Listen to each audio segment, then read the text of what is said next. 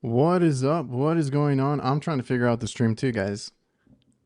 Let me see. Then we'll do this. All right, what is up? There are two. Yep. I've seen other guys do it. I'm just trying it out. It is a vertical if you guys are watching on like your phone. I don't know if it reaches more people that way. Maybe some new people will come in. And the normal one is the landscape one if you're watching like on a TV or something like that. So I also have this going on over on YouTube, and we'll see how it goes. What is up? What is up? Freon, Jason Johnson, Mike, Josh, what is up? Bloop. What's everybody up to? Make sure everything is working. There's so many things going on at once.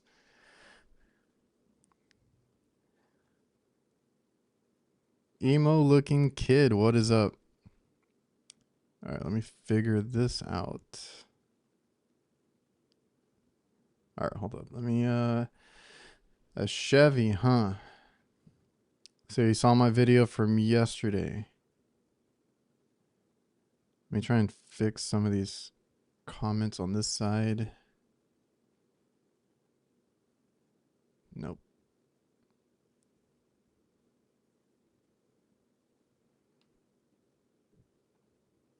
All right, we'll do that. Yeah, so picked up a nice truck a week and a half ago or 2 weeks ago. Took a while to get the wrap started. Hopefully I get that back tomorrow. And then I can put everything back on that truck because I had initially did the layout for it with a bunch of pack outs. I think it did pretty well, but I haven't worked out of it fully decked out yet. So I did have to run some calls in the truck to work on a couple of reach-ins. So I just took a few things, and then I had to work on some AC units, but I needed my ladder, so that was on the van. Haven't figured out the van or the ladder thing yet. I do have a couple of ideas for that to be able to carry like a smaller extension ladder. That way I can still make it up normal rooftops, because I don't think, especially right now going into summer, I don't think I can take much of a backseat. So I'm still going to be doing calls. We got some work at the mall. I can't really not have a ladder. So I'm going to do maybe a little bit less, because I wouldn't carry like a 30-foot. I would carry something like a 24 foot, just to get on like the smaller buildings that we have.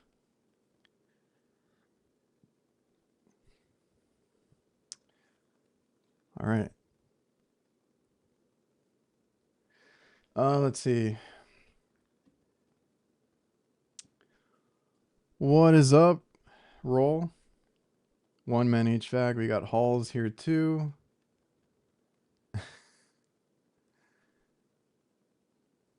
I gotta figure this out. Okay, I'll just leave comments on the screen until I get to the next one.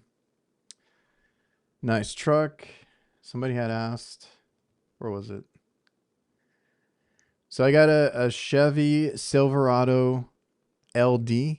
It's a smaller cab, but a bigger bed. I believe the bed is like 6.5 feet, something like that. So that gives me a little bit less room in the back seat. That's all it does. It's still a 4-door.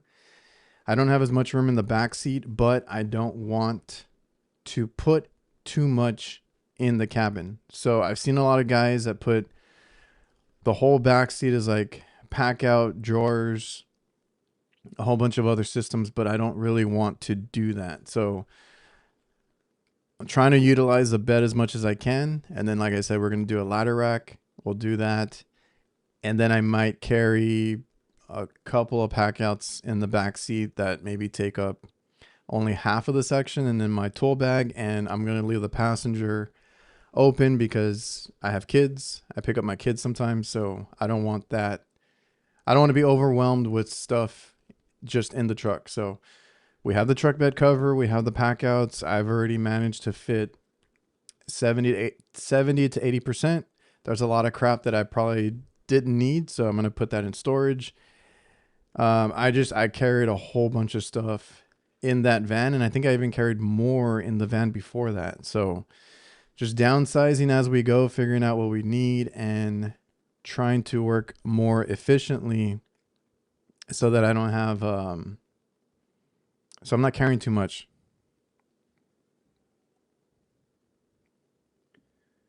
Over on Instagram, Cortland, I'm a chiller tech working for Dakin, but I'm going back to residential. Too much politics, no room for growth at Daikin.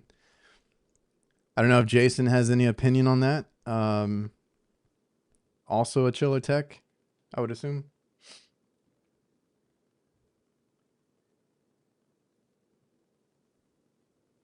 The bed is enclosed. I have a hard top with a hard roll top with doors in the back. My dad has the camper style, and then we have another tech that has also a bed cover, but the one that like you lift up and it just stays open. I forgot what those are called, but he likes it, but he doesn't carry, I don't think, as much as I do because I carry a ton of stuff. I was looking into telescoping ladders and folding ladders. I just don't know. They seem very they would still take up a whole bunch of space in the truck bed because I think even closed they're going to be a lot bigger than what I would want. Oh, the Instagram. I just saw that. I can pull up the Instagram comments. Refrigeration seems dope though. Salute to you. So he was saying that I can pull it up on screen. Chiller tech working for Daikin, going back to residential because of politics. Unfortunately, and we'll probably get into more of this on HVAC nights over on Thursday night. There's a lot going on right now. I don't know about politics in, manufacturing like Daikin and all that, but there's a lot of moving parts right now with private equity, places shutting down or getting bought out. So it's a very weird time right now to be, I don't know, like jumping around and trying to figure out what to do because there is a lot of that stuff going on. But yeah, refrigeration, I would think to me is, I don't think one is better than the other. I prefer doing refrigeration. I prefer working on walk-in boxes. I don't mind doing ice machines. Now the maintenance is a whole other thing, but walk-ins, reach-ins, you get to see hospitals and restaurants and fast foods, and right now we're doing malls, so that's kind of cool. And that is something that is all year round. I don't have really a season. We're busy all year round. So refrigeration to me is something to get into if you want a little more of a diverse, more things to work on. But you got to find a good company, regardless if you do industrial, commercial, residential. It's about having that company that can train you, not hold you back, not gatekeep, not treat you like shit. Like that's the harder part, right? It's not actually doing the job, because the job is, you can go from one to the other. It's all the same refrigeration cycle, same, things to look for and all that. So that's a whole other thing, but you can do it. It's just, you got to look for the right company. Let's see.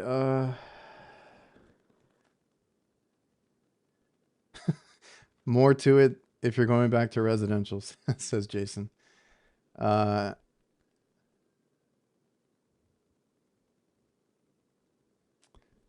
Okay, let's see. Let me go back a little bit.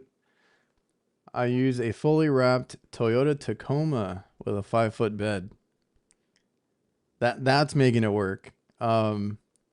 Initially I had liked using my Tundra, but I don't want to beat up my Tundra. We actually use it quite a bit now here with the kids, so decided to go get an actual work truck. If would have been 6.5, my dad would have.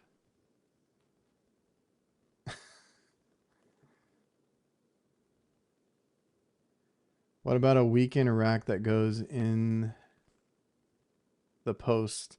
That's what I'm looking for, but I mean, I haven't looked super hard. If you're talking about the stakes or the post style, that's what I'm looking for. I can only find it in a full vehicle length, more expensive rack, which I mean, at the end of the day, it's not super expensive. It's like $600. So I'll just probably get that. It's going to take up the whole thing. So I might be able to put 2 ladders if I really need to, which would be like a 20 to 24 foot. And then also putting like an 8-foot ladder, because there's going to be a couple of jobs right now that require a taller ladder to get up into drop ceilings. So like that mall job that we just got, we were there to do like an assessment, do the first round of maintenance, which is a lot of these facility maintenance companies, these third-party companies that are coming to us and asking us to do maintenance at their whatever client they got, right? Because they've inquired for like Wingstop, Sprouts, there's a few others, and then these were like 2 at the mall. When they tell me maintenance, I'm like, okay, we're going to take the whole thing apart. We're going to clean it out. We're going to take all day. We're going to do this and that. And then I see what they want. And it's just like temperature checks, visual checks, any repairs needed, jot it down. So it's not a big deal. And that's what we did this last time. We were just doing like an inspection. So when I went out there and a buddy of mine installed these walk-ins and he was laughing, he's like, good luck. He's like, I fought for them to be installed on the roof, which I went up there and I'm like, I don't see any walk-in equipment because we were looking at the ACs. And then he's like, yeah, no, they're in the drop ceiling. And that drop ceiling is kind of high. You need an 8-foot ladder just to climb over the walk-in. And he's like, you have beams and all this other crap in there. So he's like, they're not meant to be in there, but they made us install them there, and good luck. So that's what I'm going to need like an 8-foot for. And there's a few other jobs that we needed for. So that might be the rack that I go with, is like to carry these 2 ladders, and then I can take it off. Easy to take on, easy to take off.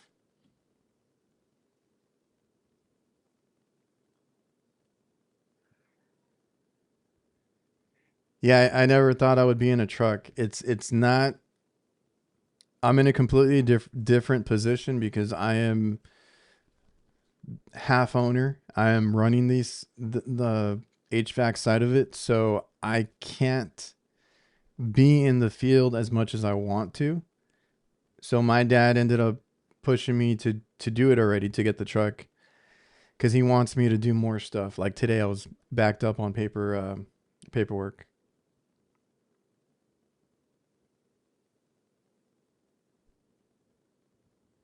I thought about the deck thing, but like I'm gonna see how it goes right now, because the only thing with that is I would probably fill it up, and you gotta extend that drawer out to get everything right. So like in a Walmart parking lot or in a fast food parking lot where I'm up against some other vehicles, there's a couple of locations where like the closest and most reasonable parking is by the drive-through. So if I'm there, I don't want to get hit or run over when I'm trying to get a part out of the deck system. And then there's another one that is like super narrow, that van that I have, the Transit with the extended side mirrors, barely fits. I have to bring in my mirrors just to squeeze out. And if it's busy, forget it. So like if I'm there trying to get parts and there's a ton of cars trying to pass through, and I don't know, it becomes a whole thing. So I thought about it, but realistically I can't pull those drawers out that far. And the same thing for the other style, because my dad wants, I think he has it on his van, and I've seen other guys do it, like Quality HVAC, where they have those drawers. I think Chris Stevens also has it. When you open the side door and you have that, I think it's an Adrian Steel long ass drawer that where they keep all their capacitors and all that. I can't do that because I'm typically in a parking lot up against somebody. So those longer drawers I would love to use, but if I did residential, they'd be perfect. But if I'm always going to be like in a tight parking lot, I can't really use them. So for now, it's like I said, the truck bed, a bunch of Milwaukee drawer pack outs. We have a bed cover that I can just open when I'm going to start a job. I can reach and get most things out of it, and that should work out. The only thing that didn't work out was the damn refrigerant tanks I bought, and they weren't cheap. I bought a few of the Weather Guard single cylinder holders. They don't really fit most cylinders. They are like the tolerance, like it's super snug. So if there's any like bad weld on it or anything bumpy on it, it gets stuck. So I'm not going to be able to use them. I thought they were going to be really cool, but they weren't. I couldn't use them. What is up, Everett? Let me see if I can find your comment. Video quality on point. It's a, well, I'm sure you have something, or you spend money on your stuff too. I have a $2,000 camera that's streaming this live stream.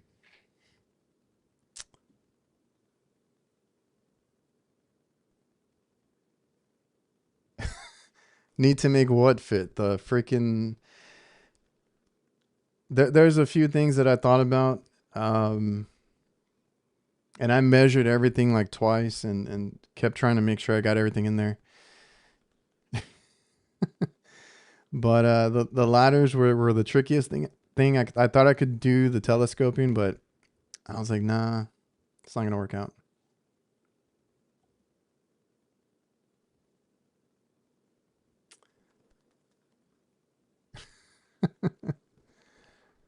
Let me see. How have you been liking the Ray-Ban Metas Gen 2? They've been great. If you watch for anybody that maybe didn't get through it, yesterday's video was like 40 minutes because I crammed a little bit of like an explanation. I wanted to show like picking up the truck, kind of the ideas that I had for it, and trying to get more into the vlog style of like, hey, I got to go do this, because I literally feel like I never have time. I do have time to myself. Like I make time, in the evenings and all that kind of stuff, but I'm always doing something, right? Like I'm always running to get parts, going to help the guys out, going to talk to customers, following up with some calls, make sure the customers are happy, going to Home Depot, going to the supply house, talking to talking to manufacturers and different things like that. And then like I got the truck and I was like, okay, I need floor mats. I need to go get stuff from the mailbox. I need to go like that. That was the kind of stuff that I was doing in that video. And I want to get into a little bit more of that, because like, doing the repairs is one thing, which I do have repair videos. I'm still working, all that kind of stuff. People are asking me a lot for reviews and my thoughts on this and that, which I'll get to the comments in a bit, because some people are asking me about some of those reviews or some things that I bought. A lot of companies want, videos on their stuff. So the repair videos are still there. I'm trying to vlog more, take the camera with me a little bit more. And then, like I said, show you kind of like the in-between stuff. Like there was another video I did, but I ended up scrapping it, where we were quoting, we were going to scope out the location. And then I went to go pull permits, and then we had some issues with, I think I mentioned it though. I didn't show the video, but we went to go pull permits, and I was trying to record some of that process. And when I went to go pull the permit, they told me, well, that customer has not kept up with their permits, like their building permits from like COVID. So then they ended up getting somebody else to just do it on the weekend. No eyes, no inspectors on site, no inspectors working. So they had somebody else install that equipment, and I didn't end up doing the install, so I kind of scrapped the video. But like, I want to do more of that stuff, right? You got to pull permits, you got to talk to customers, you got to get quotes, you got to get stuff approved, you got to go back and forth, on-site walkthroughs, and then you get the approval, you get everything ready. So I might do more of that soon. But I should have still done it, because then I went to go look at what he installed, and just wasn't it works. It's fine. Customer doesn't go on the roof, they don't see anything unless I show them pictures. But yeah, it was done a little bit sloppy, and we see a lot of weird things, you know. No, I'm not gonna stop. Like I mentioned on my Instagram, I'm just backed up on videos. So like right now I have a ton of stuff laying around. I got a lot of stuff laying around to review. Like I did the field piece one finally. The NAVAC one is my next video for the new flex gauges. I have their probe set, which I also need to give away a set. So like I need to get all that out of the way, or try to keep up with that kind of stuff. And then I have what I'm trying to post, but it probably won't be till after the next video, is like R290 repairs, right? So I have some now that I'm doing that are R290, because that is all I see now. So I'm working on that more, and that's not going to stop. It's just, and then summer's coming. There's going to be a whole bunch of videos.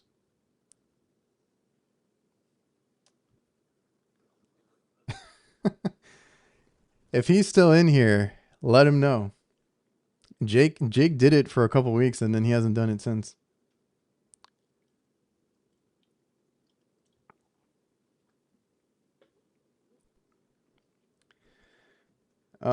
Permits. That's what I like about doing. I like for like installs, no permit needed. Um, yeah, any job that we do, and we do a lot of like for like. We do a lot of changeovers to other brands, curb adapters, everything. But everything that we do, we go with a permit, because I don't want to get in trouble for anything, right? So yeah, we pull permits for everything. The whole thing is they always ask, can you go install it on the weekend? Can you go install it on the weekend so we don't have to pay for that? And I'm like, yeah, no. How long? As far as this live, I just started it. I usually do like an hour, or oh, how long have I been doing HVAC? I try to do it for an hour, or when I catch up with the questions. How long have I been doing HVAC? I'm going on 20 years. I don't know if that's believable, not believable, but I started back in 2007. So I graduated high school 2006. 2007, I started going to college, because I took a year off, or like a semester off. And then trying to figure out what to do, got into electrical engineering, but like you still need to take your basics first, right? So I got all my English and math going, got that out of the way. During my second semester, I tore my ACL, I think, and I had just started working for my dad, like as a helper for doing his logos and helping him advertise and business cards. That's kind of how I started in the trade technically. But then I became like a helper, a parts runner for the hot side. I wasn't doing, or I didn't know to do HVAC. That came a little bit later, when my parents kind of were thinking about it, because they're like, we don't want to compete with somebody else that they call to come and do the walk-in, or the reach and coolers, or the AC, right? So I was like, all right, cool. Switched my major over to HVAC, went to a different school, and finished my education. And then I went to go work with my dad. So I did have to wait a few years to get my contractor's license, just to get all that squared away, meet the requirements. And I got my license like when I was like 25. So I kind of just, I was like, let me get it out of the way, right? I started around 1920, got my license around 25, and then just went full force. I was doing a little bit of work prior to getting my license, trying to get everything in place, because we started getting really busy. Just my dad picking up work for his stuff, and then it's like I got to do the refrigeration stuff. So like he picked up school districts and a few other things where I had to kind of figure it out on the fly. So uh, I learned from a few guys, which funny enough, I think Eddie was the one that mentioned on my YouTube video from yesterday.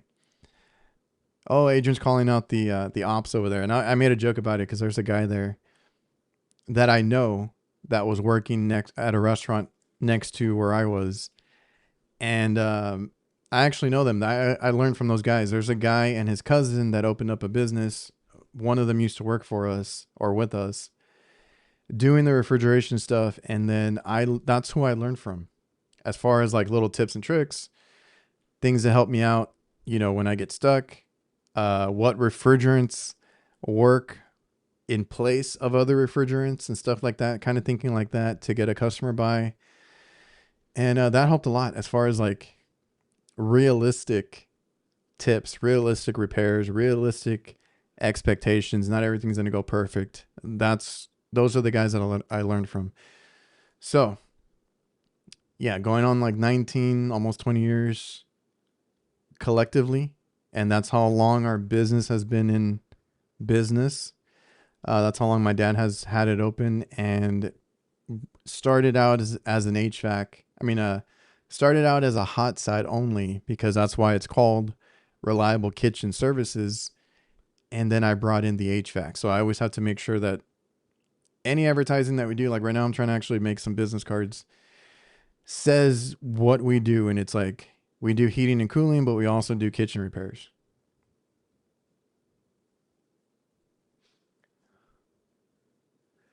We might be here a while. I keep getting this chat blowing up. Yeah, make sure you drop a like. I know I don't do these every week, but I try to do them as often as I can. Hang out, answer questions. It's always fun.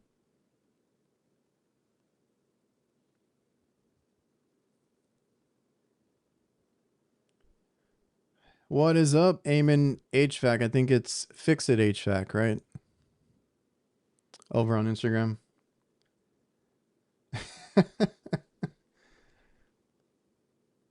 Oh, the Stealth Network. What is up?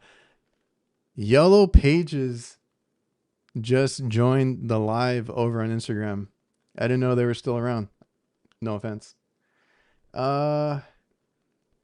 This is a funny question.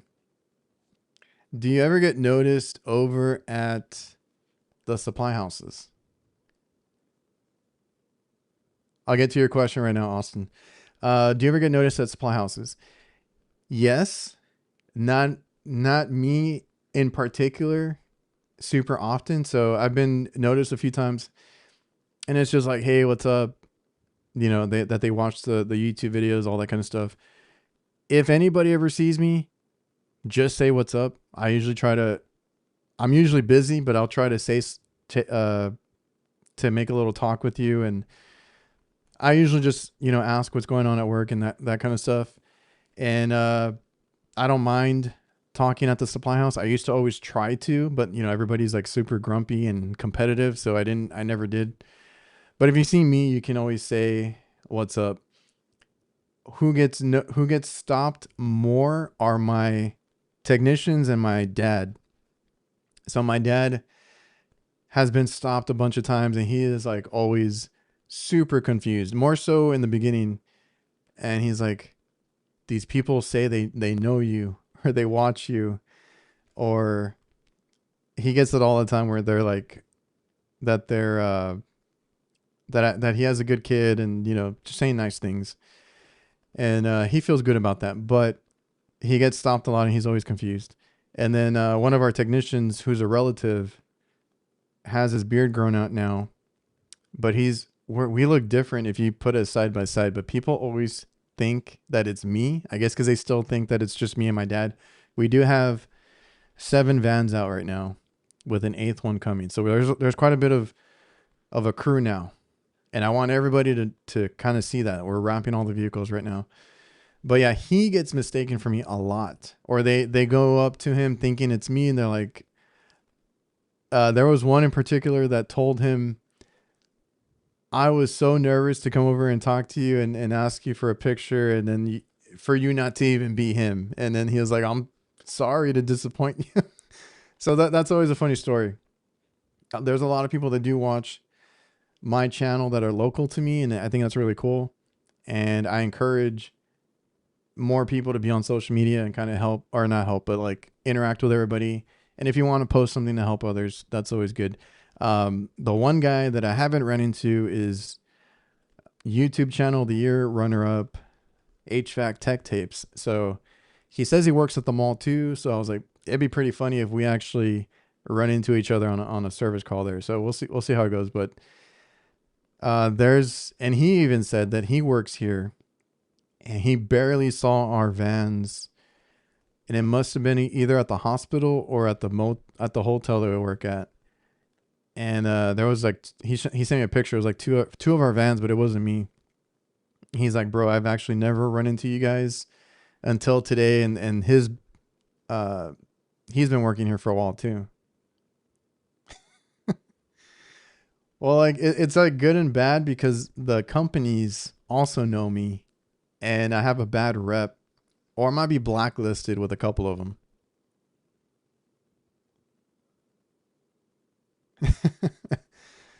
I know I need to post more with them.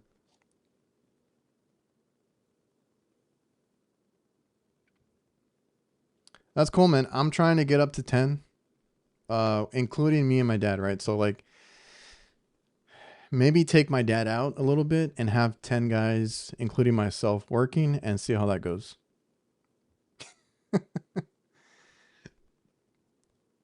Yeah, you got that right. The last one he went to a couple weeks ago, it was like some demos going on. I want to say it was Navac, and they're like, "Oh yeah, we know you, we know you guys, we know your son." And I don't know if that was a good thing or a bad thing. I don't know the tone of it. And then a couple months ago, our senior tech went with one of the new guys, and I think Heatcraft was doing a training. Now I like Heatcraft, and I talked to some of the guys there, and I've had good luck with their tech support. He was trying to ask a question, and they kind of cut him off and gave him I think they gave him a controller. They gave him something for free to kind of shut him up and keep him moving, or that's what he felt like. And he's like, we know who you guys are, reliable. We know who you guys are. And he just kind of gave him a look. So I don't know who that was that he talked to. So sometimes I do get in trouble with some of these things that I say, I guess, but it's just funny. I like Heatcraft. I prefer it over other systems that I've installed or had to work on. So no harm here. It's all cool. We are trying to triple our size, but it's hard to find qualified people, especially doing what you do, industrial.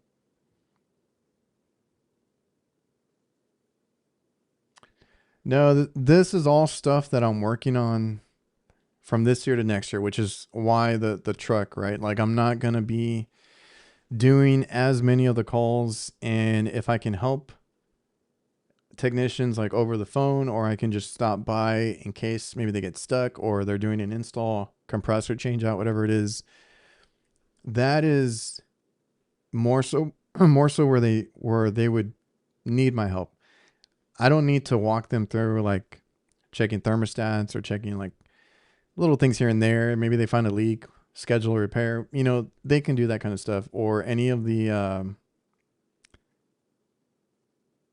any of the simple electric repairs, anything like that, like they're fine. They've been trained somewhat. We have a senior tech who I kind of want in that position of sort of like a trainer that kind of soft launches them or prepares them for customers and dealing with them and just working at some of these places. Like I want him to help a little bit. So I'm trying to do that myself. It's just I get tied up on the computer, on the phone with customers, on the phone with potential new customers. Like I get tied up here and there. So I want to get a shop at some point so that we can have inventory. Because right now it's kind of like get what you need from the supply house. I kind of give them a list of like some stuff that they should be carrying at all times. And we've talked about it because they've also have voiced, like, at least on the hot side, that if they had certain inventory, they can close more tickets, because sometimes a customer in commercial will offer to buy the parts if we don't have them. They're like, oh, you don't have them? We'll just order them and you come in and install them. So I do want to be better about inventory. I would need help on the hot side. So, you know, our senior tech, my dad might have to tell me what they need so that we can close more tickets. And that's always a big thing. That's a big thing for inventory. If you can keep your van nicely stocked, whether it's refrigeration, AC, hot food, whatever it is, you're going to close more tickets because you can offer it on the spot. So that's where we want to improve. And then also just have a place where they can kind of, I want to have a bigger inventory in general too. Like they just, instead of going to the supply house, whatever they depleted from their van, they can stop by and get what they need. I also get a lot of tools. So like I've been providing them with some of the, some of the Hillmore stuff. I have some NAVAC gauges that I gave them. And every now and then they might have an issue with it. They can come by and swap it out. So there's things that I want.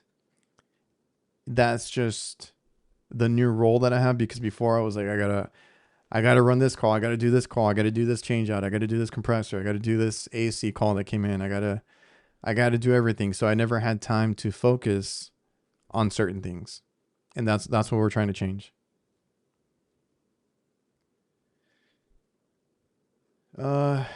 Let me see. I was going to get to Austin right now. Are you against your employees having a YouTube channel? I am not. I just don't want them to get themselves in trouble so I would want them to tell me so I can kind of coach them as far as don't badmouth the customer. Don't rip off a customer. Don't badmouth the customer. Don't do anything on camera that can hurt you. And say like anything that can hurt us. Talking about I might rant every now and then, but I don't want my employees talking bad about, like I said, a customer or another company or anything like that. So it's just more of like, watch what you say, because it's on the internet forever. And if you're going to be on video, because I do have to go back for callback. Sometimes I do have to go back for certain things that weren't done right, or we make them go back. Like, I mean, they're new. I'm not holding it against them. It's growing pains. They're learning. But if you're going to put that on video, you got to be self-aware that you're going to get those comments. Like for me, it's nothing, because we always have good communication. So if they do mess up, if they do get stuck, if there is a callback, we handle it. We let them know. We talk it out. Like that's going to happen. You put it on video, that's for the internet to see, and they're going to let you know about it. Let's see. Love the podcast. Appreciate you, Ant. You need to get on very soon before summer gets crazy. Where was this comment that I was looking for?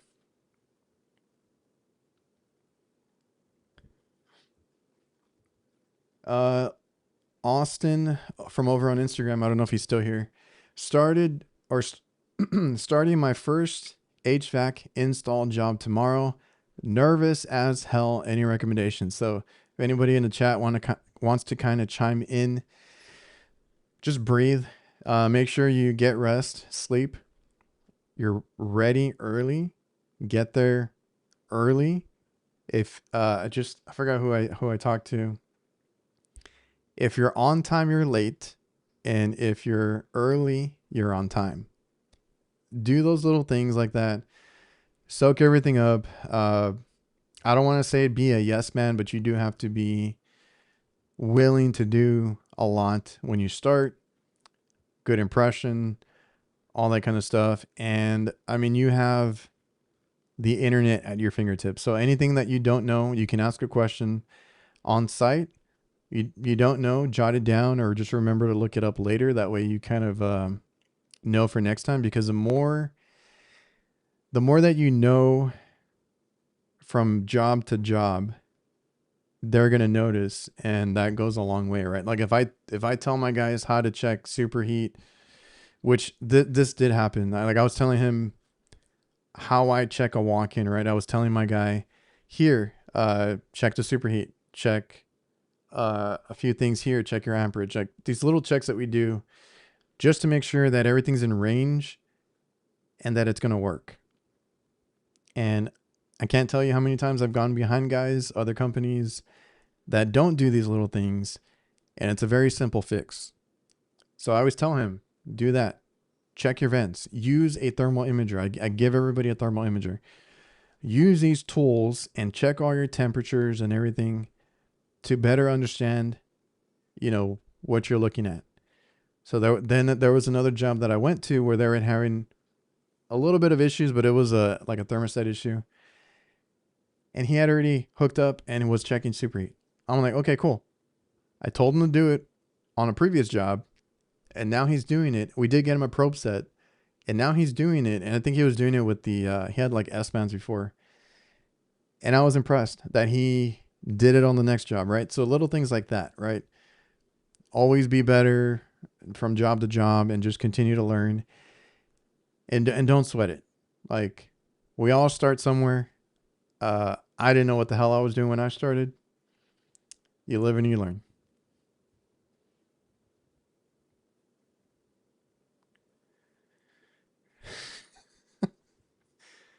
Let's see. Don't eat anything that's going to make you have to shit. Wise words from Freon. I have gone into the long sleeves now. I try to get them polyester. I told all my guys, just take the long sleeves. You'll use them eventually. A lot of water. Make sure you have a mask. I don't do installs like AIREX or anything, so just take care of your body. If you need knee pads, if you need a kneeling pad, whatever you can to make your job more efficient, but like easier on yourself. That's always a good thing.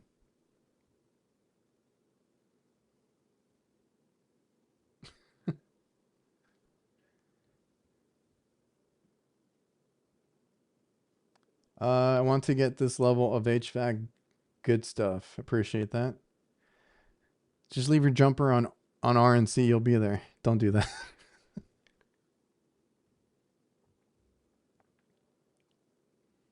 Let's see. Yeah, study on your own time. Advancement will come along with the money. Nobody can take your skills from you. I've been trying to I told our guys that we hired, you'll get there. You'll eventually get there. I don't want to have to hold anybody's hand. I don't want to have to tell them how their work ethic should be. I don't want to force them to do anything. I will correct them. I will tell them I need somebody to step up. I will tell them little things here and there. My dad is way more blunt than I am. But you will eventually get there.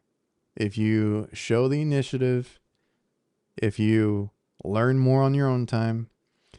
And I heard this somewhere else. You don't, like, when you want a raise, you earn that raise, right? It's based on what you're doing or what you've done. It's not based on the promise of what you can do, right? I'm not going to pay a guy $35 an hour because in 5 years he's going to be the best tech that I have. I don't know that for sure. I'm sure he has the work ethic, but like, we pay you based on what you know and what you do. So just remember that. show that you can do more, volunteer for a lot of it. You see it once, hey, I want to try that next time. You see them brazing, hey, I want to try that next time. I want to do that. I want to put the TXV in. I want to put the controller in. I want to do whatever it is. And just be careful, be cautious, and you'll be fine.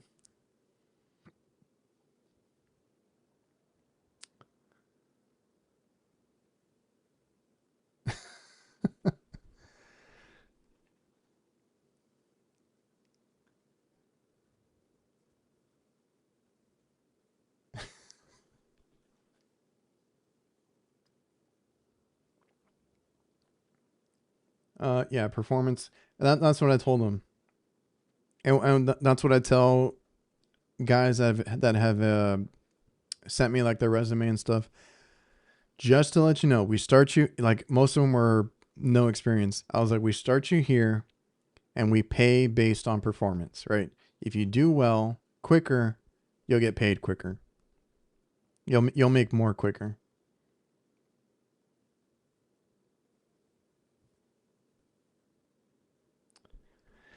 How to feel hydrated without feeling like shit and bloated.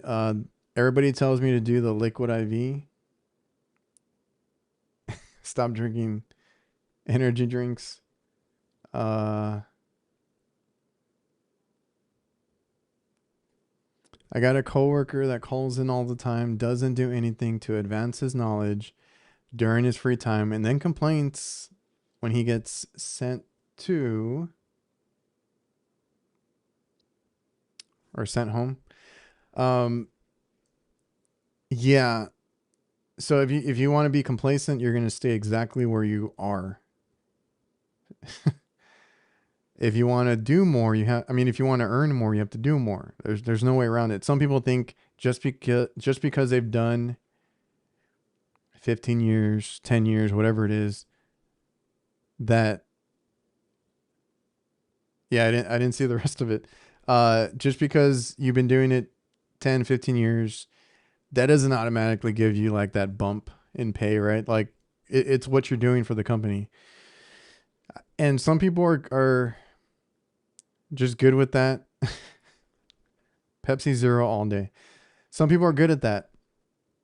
They'll do their job really well. And that's all I ask for our guys. Like, I don't need them invested in the company. I don't need them like going crazy for the company. Like, that's my job. I'm out there trying to make sure the customer's happy, trying to make sure everything's lined up, everything is working, and you know, it's a well-oiled machine, right? Like everything is going well. That is none of the employees' concern, and that is fine. But I pay based on performance. Like, are you able to do calls on your own now? Are you able to do a compressor change out now? Are you able to do this or that? Diagnosing is one of my like most important things. Like, I would love to just be able to send any tech out that we have, and at least if it's a simple fix, fix it. If it needs to be scheduled, then let me know. That's the best thing that I can have right now. And that's what we're trying to build on, is like having good diagnosing habits, making sure they check everything. We have a guy that our guys understand that. They'll take their time. And that's what I do like.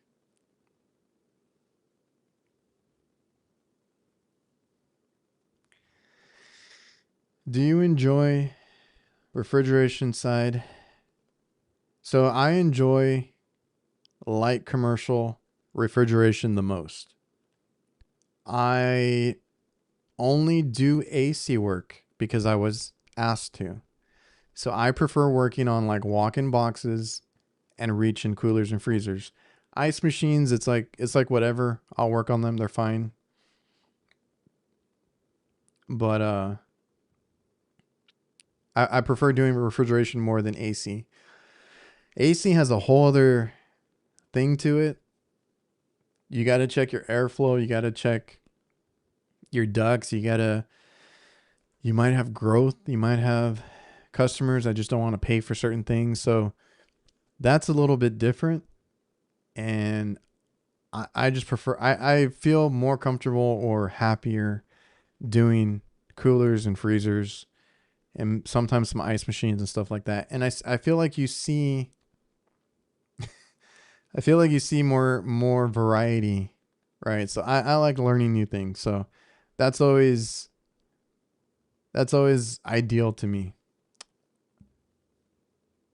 Yeah, yeah, and it gets approved more often, right? Like I said, ACs, if there is, and I feel so bad, if there is an AC that is out in the kitchen, it could be like that forever because they won't want to put money into it. And I talk to the cooks. So one of the more important things is like when you're a technician or even an owner, whatever, you go talk to the guys that use, or you talk to everybody. You don't know anything of, you know, what they know or what they will be. I've had a lot of cooks that are like running restaurants now, right? Like they got their own restaurant, they made it to management, and if you treated them well, then they look for you, they give you work. So we always talk to the cooks, the people that actually use the equipment, so we can be like, hey, what is going on? What did it do? When did it start doing it? And just little questions to get an idea, and it helps cut down your diagnosing time, right? Also, so like, yeah, refrigeration, and typically with refrigeration, the repair can be done quickly. I used to do so many cap tubes, so many dryers, so many compressor changeouts, little compressors, accumulators, all of that stuff. I can do it really quick. Usually gets approved really quick because they need that equipment. Their food cannot spoil. But unfortunately, in AC, it can wait. So I've had plenty of kitchens that they just don't want to fix the AC because, you know, it's on their budget. And the cooks are like, we're sweating our asses off back here. And if I can do a quick fix, I'll try it out, right? If I can help them out, I will. But if it needs a compressor, if it needs something major, there's not much I can do. So, but I do like the variety on the refrigeration a little bit more so. I feel like ACs, you see one, you see them all. At least in my area, every area is different. But for the most part, wherever you're at, you're going to see the same AC equipment. You're going to see, or for me, it's like broken belts, blower motors, every now and then a compressor. It's usually just dirty. So my only issue is when they don't take care of their ducts or they weren't installed properly. That has more of an effect on an AC system because it could be the duct that wasn't done right, wasn't sized right. So many issues. They didn't do like a heat load calculation, any of that stuff. There's so many things that can go wrong on the AC side. I just get fed up with it. So I have a bunch right now, or a couple that are very persistent that they want a quick fix, but it's like, this wasn't designed the way it should have been. I'm able to put band-aids on it, but it's never going to be like as cold as you want it because we have to redo so much of it.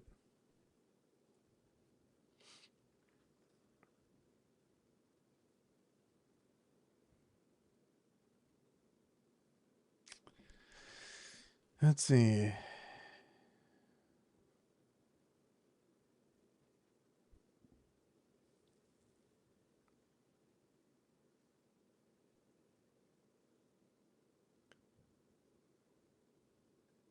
Appreciate everybody coming in on Instagram.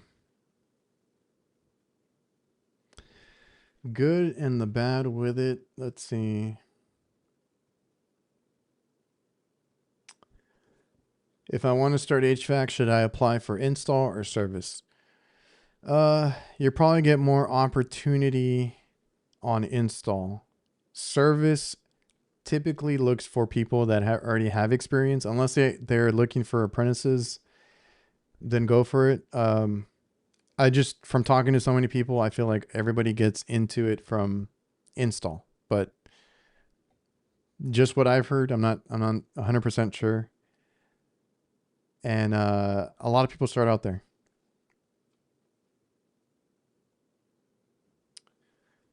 Much more demand. I think you do some similar work. I think you even work on bigger stuff. Top Gun. Yeah, when you're on call. So the benefit with me, because I've seen like what's his name, Brent, over from Tool Pros. They've been trying to find people in their area, and I saw their little flyer, and it's like, yeah, you get, good pay, good hours, on call, rotation. And they also said you get tools because, he has sponsorships from everybody. And that's one of the benefits or in my company. And I think some of our guys understand that. We try really hard to minimize our overtime. I mean, if a customer really wants to pay for it, then yeah. Or if it's a freezer or a walk-in box that they only have one, or whatever it is, and the food can't go bad, right? Those are emergencies. AC, it depends on which AC it is. If they're losing business because customers are complaining, then that's going to be considered an emergency for the weekend or after hours. So we try to minimize it as much as we can. I don't want to burn out our guys, so we always try to tell them or talk to the customers. And that's a benefit here, because I have talked with a couple of them that wanted a little bit more pay, and a little bit more pay. And I was telling them, you'll earn it, you'll get there, don't worry. Because they were looking at some other companies, and I was like, you can do whatever is best for you. Like, if you feel like, you and your family, you always put your family first and what you need out of a job. But if you go somewhere else, it might be a little bit rough, right? We are a small family business, which I think we'll get into more on nights, as far as like family businesses and all these bigger ones that are coming down here, buying up companies left and right. So we're still a small company. We're still family owned. We can control a lot of your schedule. So if you can't, if we don't want to work a lot on weekends, we got that covered. If you have to take time off, of course it's going to affect your pay and all that, but like you can take time off. Emergencies come up, doctor visits, your kids, something happens, like we understand that. You don't get that with a lot of companies, right? So that's our advantage there. And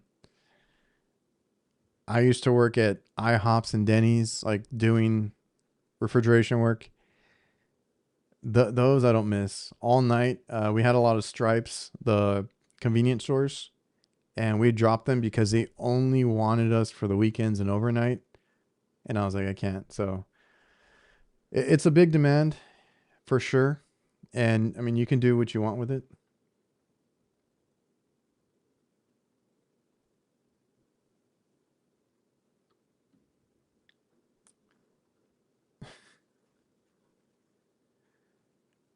Did it take you a while to get acclimated to the on-call schedule when you started out? No, but I came up very different. I came up with my dad's business, so it was a little bit different, but I just enjoy what I do. I liked it. Every now and then, yes, you get burnt out. You get overwhelmed, and you need to take a step back, clear your head a little bit. But I just really liked working. So I enjoyed those weekends, late nights, because I was learning more on my own. But don't don't beat yourself up, or don't burn yourself out. Take what you can, take your time, breathe, take breaks, get out for a while. I value our trips, our family trips, so much right now. Just trying to get out and get away from work, even though I can't completely because I own a business. I'm on vacation, my phone is still ringing. That's a whole different story. And that's another benefit, right? The employees, I tell them, you don't have to be super invested. You clock out, you don't worry about anything. After 5, I'm still worrying about customers and calls and all that kind of stuff. So like, um, it's hard. There's no way around it. It gets difficult, but it gets easier.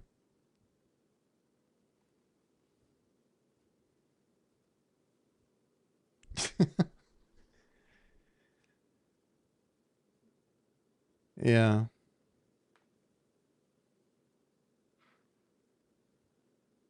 Yeah. Private equity. is the worst thing that happened. Where is it? To our industry. Totally different subject. We will talk about this on Thursday for HVAC nights. I'm testing out this multi-stream thing. I'm gonna look at it. It's working, so I might do this on HVAC nights as well, where you can kind of follow us on. If you follow us on Instagram, it'll pop up there. But yeah, private equity. That's what we're gonna talk about, like buying up businesses. Some of the guys, actually, Jake and Halls, have bought or have experience with acquiring other companies. So I mean, they're doing it as a small business, but like I wanted to get into like the big businesses, the big firms that are doing it.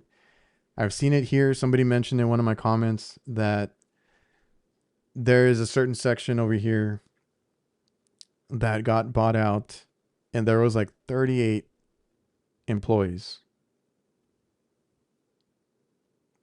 that had to be placed, given work, and they don't know if that's going to work out. So it's very very tough, not only for smaller businesses trying to keep up, but even the ones that they acquire. That's a whole process. And I know so many guys over on Instagram that I talk to that have had the company that they work for bought out, and then they're trying to figure out what to do. So it's happening left and right.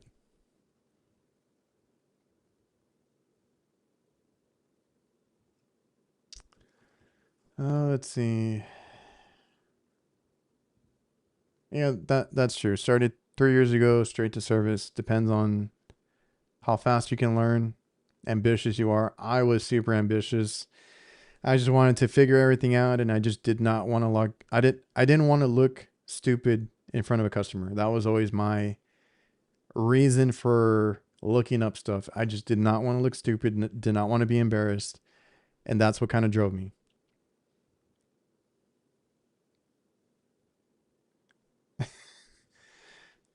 Oh, I missed the Tito's comment. Are you watching the Spurs? Yeah. The Cavs are playing right now. Did they finish? I need to check the score. I don't know who. Damn, Cleveland is killing Detroit. Isn't Detroit number 1 in the East? Oklahoma and Spurs number 1 and number 2. Who would have thunk, right? But I think, I mean, I know I'm in Texas. I think I'm going to be rooting for the Spurs. Let me see.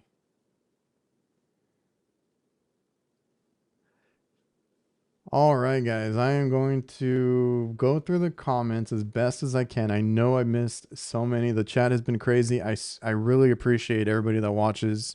I want to try and do these on some sort of schedule so I can get to all these questions. Do you do? Yeah, we do, Mark. Do we do kitchen exhaust fans? I don't think I've seen a video from you on those. We do, but I don't typically do them myself. A lot of times they just replace them.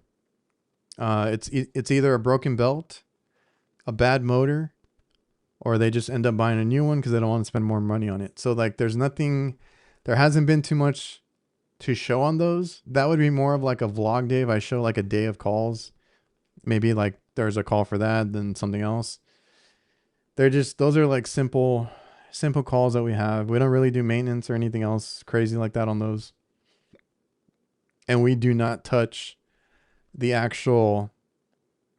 hoods. Like we don't do anything else. We just take care of whatever's on the roof, which is the exhaust. And they're pretty simple. We do have, I don't think I even showed too much on makeup airs. We do those too. Let's see. Appreciate the super chat from Trillas, Texas.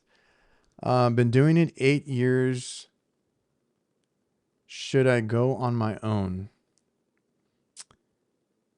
That everybody's different. I've seen some guys start way sooner, which I'm always surprised because I felt like I didn't know anything.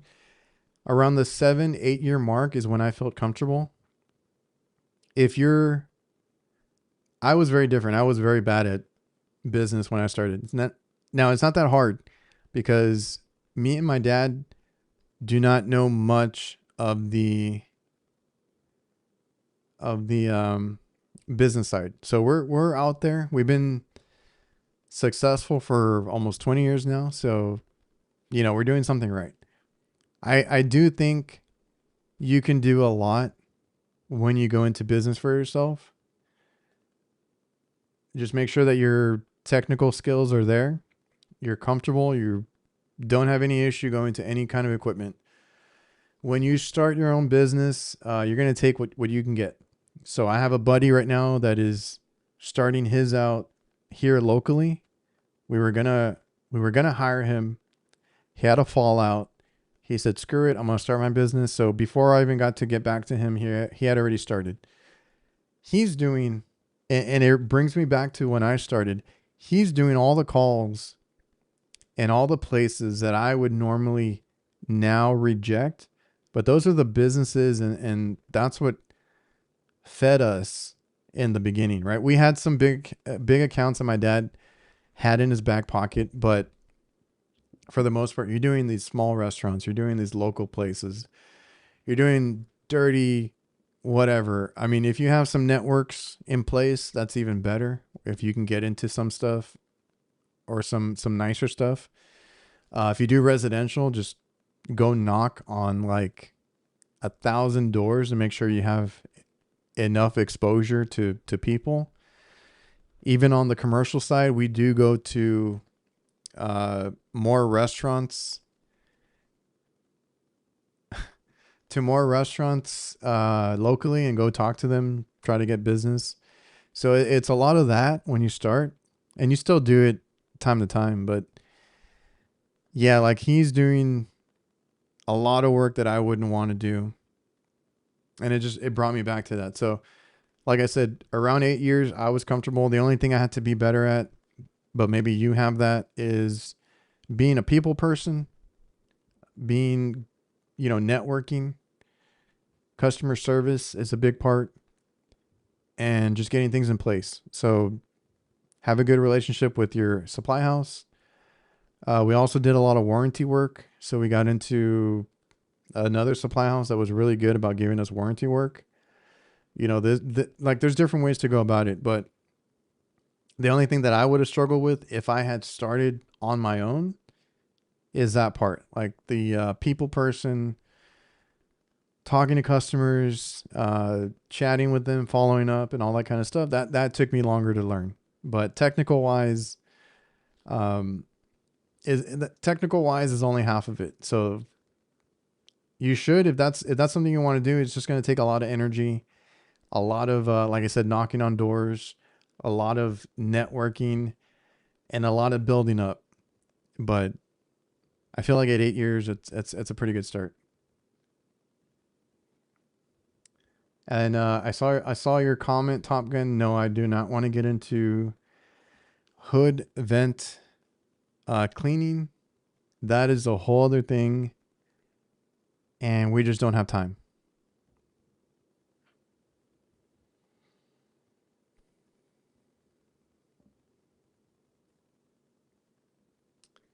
Yeah, Mark says I do resi, so I used door hangers and walked around all the neighborhoods when he started out. That is how everybody starts, even if you do commercial. So at one point I went locally to any restaurant, right? Like Macaroni Grill, Tony Roma's. We had a few others that we went to, Corner Bakery, like all these restaurants that were like in the same area. You go and like talk to people, drop stuff off. And that's the only way to get in. Now it's a little bit different. The other thing is also to look into these third party facility maintenance, whatever they're called, type of things. So like, that is how we're getting more work now. And a lot of customers use a certain provider to dispatch calls. So And it was a thing back then, because even there was a school district that we did that we had to turn down, or like we lost, because that was, like I said, that in between when I was getting my license and we didn't have any more guys working for us that were licensed. So I was like, I'm already going to get it. So we didn't need to get anybody else. And they wanted us, they were still calling us for work, and I was doing it. But they ended up getting a third party to, or I don't know what the school districts use now, but like they were transitioning to something else that had to be dispatch calls that required us to be a vendor, and I didn't have my license ready. So I had to, unfortunately, lose that one. So we've dealt with it before. Like that's always something too, is if you can find out, because there's somebody told me that there's one called Impact. I haven't gotten into that one. Powerhouse is the one that we got into. Verisi or VX is another one. Corrigo. Those are things that you have to keep in mind. That's how some customers find you. Because like Powerhouse, I signed on to Powerhouse for Wingstop. I knew they weren't going to use us because it had been too long, and I kept telling them that. But somebody else found us through there, and now we got more work. So being in those third-party vendor things is always good too, because they can just find you. And if you meet what they're looking for, they're going to call you. Yeah, and we're in the middle of looking for one, because I hated the one my dad had. I absolutely hated. So now he's finally like, okay, like we're doing this transition. You know, him and my mom have talked. Cool. Now we can find one that should be able to help us way more. So we've been doing this 19 years or so on our own, not knowing business, and having a CPA and tax person that wasn't super helpful. So if we can do it, you can do it. You do need a good accountant, a good CPA, someone that can help you with your taxes. That is also very important. 5-minute delay, Tito. I talked to him a few months ago. He's doing well. He's just super busy and doesn't sleep anymore. So he did hire like a guy or two, and they're in Vegas. He's doing his thing. He just doesn't post anymore.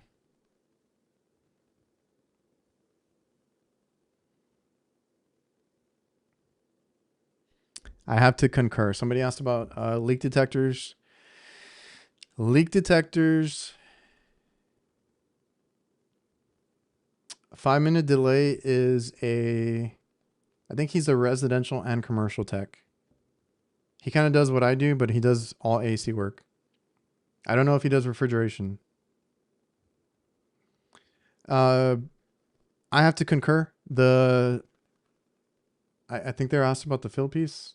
DR82 versus a Stratus. I don't know if it's worth upgrading from what you have.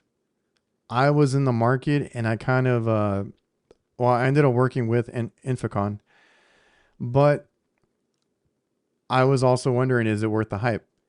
It has been really good to me. I have not had too many hard to find leaks lately, so I can't tell you like one does better than the other. I just feel like I have no false readings. I have no issue with it going off randomly, because the field piece one, it's only done it a couple times, but it has acted like weird a couple times, and I don't know if to trust it. And sometimes it just doesn't go off at all, and I know I have a leak. But it has found a lot of leaks for me. The Stratus, I've only used it a handful of times, and it's very good about not going off until like it's like honing in on the leak. And there's different modes. I haven't gone through all of them, but like I said, I haven't found any like crazy leaks, or I haven't had any crazy calls for that. Like typically the leak is pretty obvious. So I haven't put it to like the ultimate test yet, but I wish I had it like a few months sooner because I had some really bad ones for a while. But yeah, everybody has nothing but good things to say about the Stratus. So I liked it personally. I'm going to keep using it because I do have a preference on it now that I've used it. But I'm not going to say that a DR82 is bad. The Hillmore infrared is also a good one. I think the Hillmore infrared and the field piece infrared, I think those are identical. Like I got the same results from both. And the Hillmore is a little bit cheaper if you're trying to save a buck. But yes, if you have the money, I am a believer of the Hvac Stratus. And I will say, I've never had an issue with them. I've never had an issue with them because I started out with a TechMate, Hvac TechMate. And there's been times because I tried a few leak detectors in between where I just went back to the TechMate, which is super old at this point, because it did better than some of the newer ones. But like lately, like I said, the Hillmore infrared, the DR82, I feel like those work fine.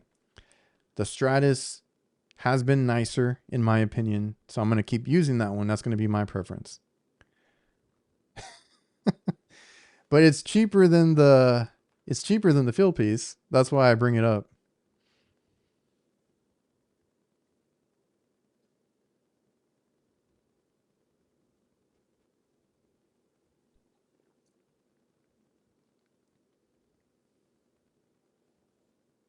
Let's see. Like oil. Like oil and water. I've been so busy, to be honest. I don't know if to continue the Discord. I've debated it. I had a guy that helped me. One guy asked if he could help with it, so he's been kind of I gave somebody more access to it. I have checked on it just to kind of make sure that people were like chatting and nothing crazy was going on. I just don't know because there are so many content creators right now, and I feel like everybody has something. Like, why do we need do we need to keep the HVAC Nights Discord, or should we move to another one? HVAC Dean has one. I don't know. I think Ewok has one. I just don't know if it's worth using. I don't know how to organize it. Like I was just trying to use it as a way to chat with people and have people chat with each other, which I can keep it open. I just don't know what to do with it. Yeah, appreciate it, man. It is a $2,000 camera. People keep asking me about it.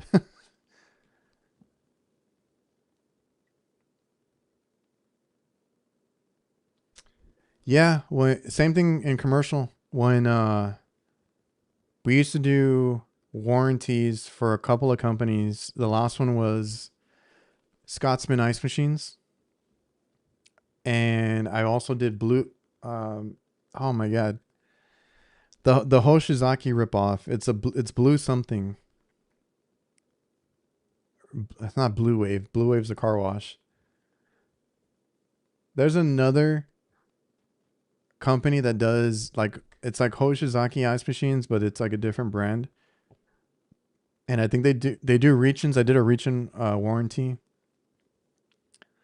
Don't remember the name. So we've done those when we were slow.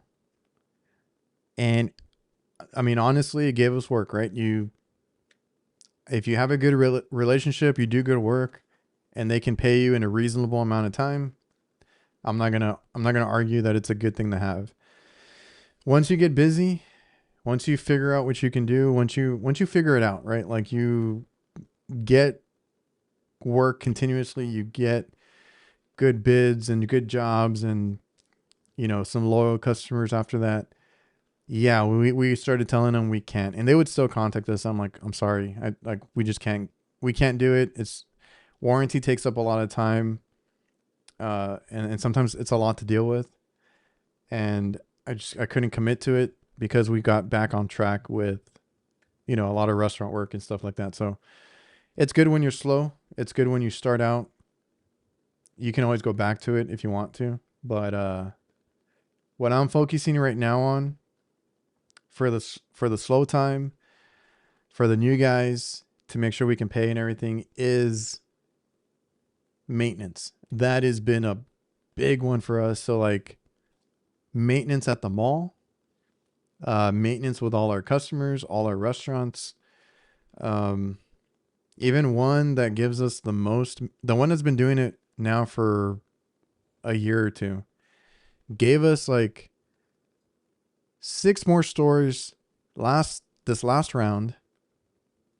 year, and in this round gave us like three or four more stores to do, and I'm like, okay, cool, like we'll do it. So I'm trying to build that up to have for downtime or the new guys when we need them to stay busy. So that maintenance has been a priority for me now, and I'm really trying to build that up. I had more in the works, but it didn't work out. So we'll keep trying and getting more maintenance and getting more people, more apprentices, and you know, having that kind of work for them is great. Or if I don't want to do anything, maybe I'll just do maintenance. I don't know. Which vacuum pump do I recommend? Yeah. Oh yeah. Blue Air. Sorry, real quick. Blue Air. I was like, I couldn't remember the damn name. So they do ice machines, they do reach-ins, and I've done warranty work for them. The guy took forever to pay, and I was trying to fill in my schedule, and then I was like, you know what? I don't need it.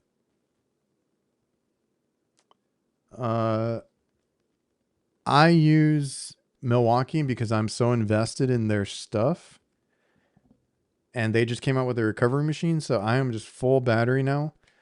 But my backup vacuum pump and recovery is a field piece. So I have the field piece 8 CFM. I forget the name of it. And I think that one is really good for having the 4 ports on the side. It's easy to change the oil. I've heard different things about the oil change, but it always worked out for me. Now I haven't shown it yet because they don't have inventory yet. CPS Black Max has some nice pumps that are coming out, and they're pretty affordable. So they have, I believe, an 8 CFM2 or something up there that I would love to try out. So it's corded. The only cordless one I have is Milwaukee. And we had just talked about it on nights. If you are looking to buy one, try to get like a 5 to 8 CFM, I would say. So even though I really like the Hillmore 2 CFM, the NAVAC one before that I had, if you're working on residential, you have long line sets, you want to have like a 5 to 8. I like my Milwaukee one, but if you don't have the batteries or you don't want battery power, then I like the field piece 8 CFM, or whenever I get my hands on it, I'm going to try out the Black Max. They have a 6 CFM for $600, and they have an 8 CFM for $689. For like 75 bucks more, you get an 8 CFM. So I think Black Max, I hope it's good. I would have to try it out. But that is a nice vacuum pump because, let me see if I can pull it up.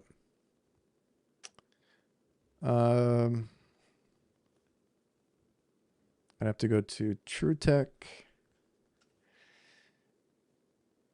And there's a reason why I mention it, not because I'm going to possibly work with them, but I just really like the way it looks. I saw them at AHR actually. They actually have a 12 CFM, which would be nuts. Let's see if this works.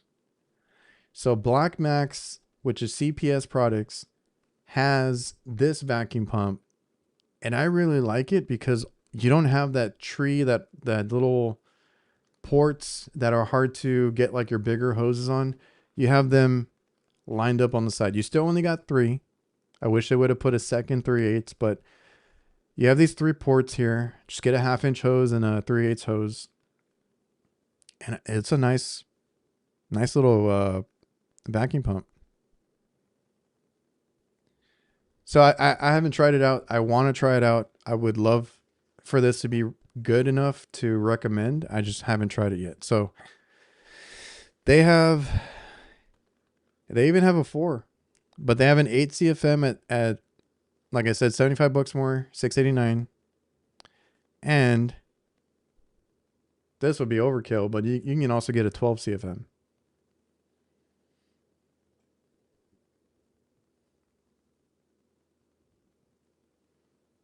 Let's see. Started with a Hillmore 5. Yeah, you can get away with a 2 CFM, the Navac 2 CFM. You can get away with it.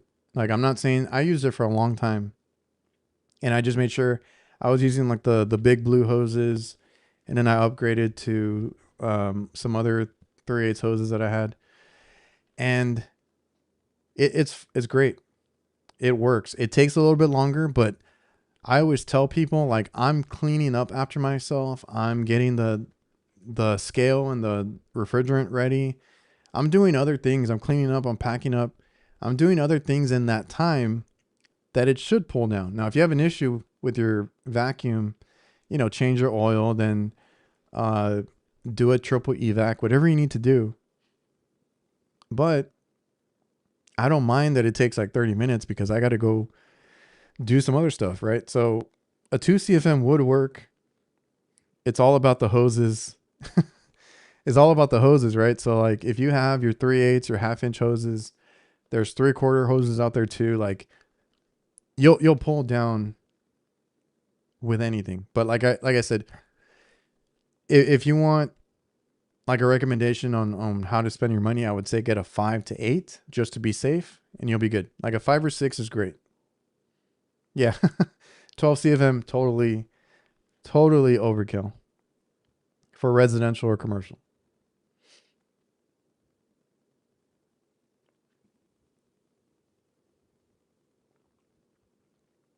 Oh yeah. Yeah, I was using my, oh, I started using the Milwaukee one recently, but like I did a lot of reach-ins and it worked great.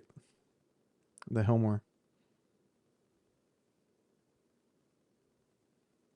Uh no. I am in contact with them, but I don't think they're giving out any more promo codes, so just use Uncensored is Gills. Chris Stevens, I believe, still has his big picture. There's a lot of guys that still have their code, so like use any of theirs. I am gonna work with them, but I don't think they're giving out codes anymore. And I've asked. They just want me to kind of promote some stuff, so I'll work with them, but I won't have a code.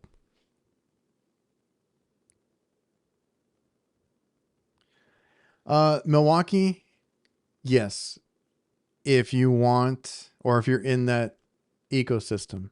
So the Milwaukee is, I think it went up a little bit. It's like at $800.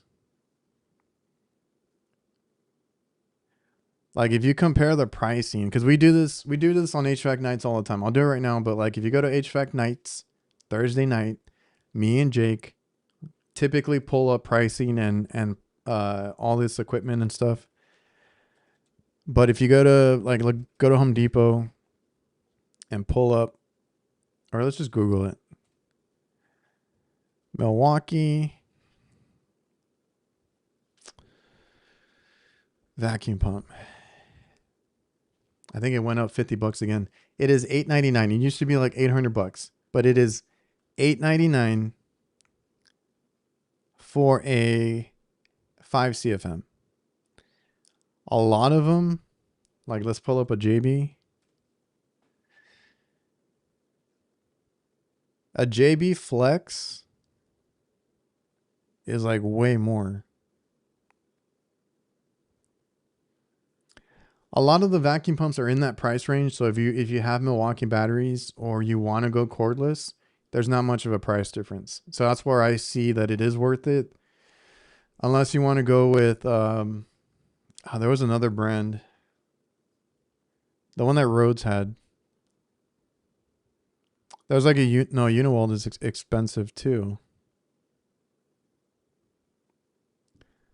There was another one that was like cheaper, a little bit cheaper, but it was a lot of those don't come with batteries. So the Milwaukee one is $8.99. You get the pump, you get the charger, and you get an 8 amp hour battery. A lot of vacuum pumps right now that are going out. I saw somebody mention earlier that Malco is finessing all these young influencers. A lot of those, like Malco, I don't know if Uniworld comes with one or not, but like a lot of those other brands, they don't come with a battery because it tells you that it's like compatible with a few different ones. So in my opinion, you get the battery and you get everything. It's a good deal.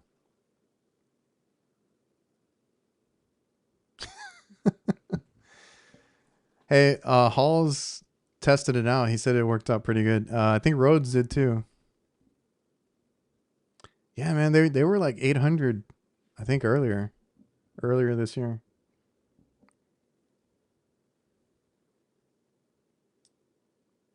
Most outrageous is so I give my guys veto bags now. It really bothered us, me and my dad. Our senior tech had a Husky bag and it was just an open bag. So when he needed something, if we were ever working together, my dad was working with him on an oven or something. Oh, Trade Pro. Yes, the Trade Pro pump. The senior tech had an open bag, Husky, I'm pretty sure, everything thrown in it. And I'm like, dude, I don't know where anything is. Like, I got irritated a few times. And I was like, I'm going to give you one of my Vito bags. So now he has one of the wheelers. But that was the worst one. All of our new guys that have come in have started on like a starter bag. And then we give them, like, once they show like they're doing calls and stuff, we give them a Vito bag. So, like, I provide as much as I can, whether it's a sponsor or not, because I bought, when our guys needed vacuum pumps, I bought them all. Navac, I think there were 7 CFM pumps at the time. I bought them all Navac pumps. I bought them some field piece stuff.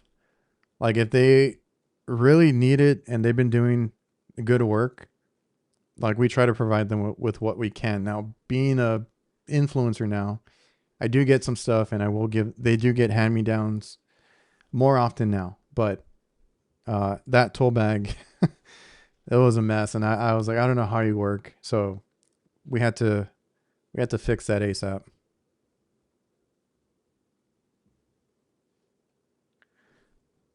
I don't want to. Unless I'm going to be like a creator now that just tests tools. Uh, I had, like I said, I had the Hillmore, I had the Navac, and they work fine. Hercules, I want to say wrote like I think he changed it, I think, to Cosmic Cooling, right? Like all his platforms. Cosmic Cooling, Rhodes has tested it on YouTube, and Hall's HVAC has tested it on YouTube. So if you want to see anything, go check them out. I don't think I'm going to be testing it myself unless, like I said, I get out of the field and I just start testing tools. I have no desire to go buy a Hercules pump. The wheeler's amazing. My dad has, I think that one, that's a smaller one. He loves it. I keep telling him, do not over pack it because you're gonna weigh it down.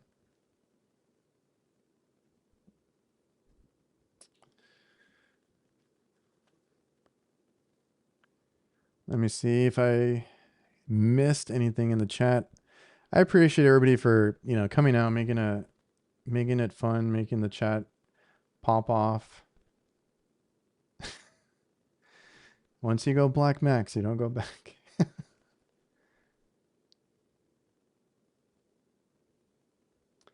Yeah, the maintenance gets like it gets boring, but you do appreciate it when you need to slow down. It's easy work, right? I think it's easier now if you have enough guys, because if I was by myself and I'm like, I got to do a maintenance, but I got this call to get to, I got that call. That's where it drove me nuts. So Texair HVAC services. How long have you had your contractor's license? How old am I? I've had it for like 12 years now. 12, 13 years. I got it in my mid 20s. I'm in my late 30s. I don't know, 13, 14 years. The math is hard when you get this old. I got it in my mid 20s. So I got into the field after 20, like 2021 or 20-ish. I had to figure out what I was going to do, but I was doing hot side for like a year or so. And then I got into trade school, and then I had to do the 4 years required, and then I had to go take the test. So like eventually, like I said, like 25, 26 is when I got the license. And now I'm pushing 39. So I've had it for a good while.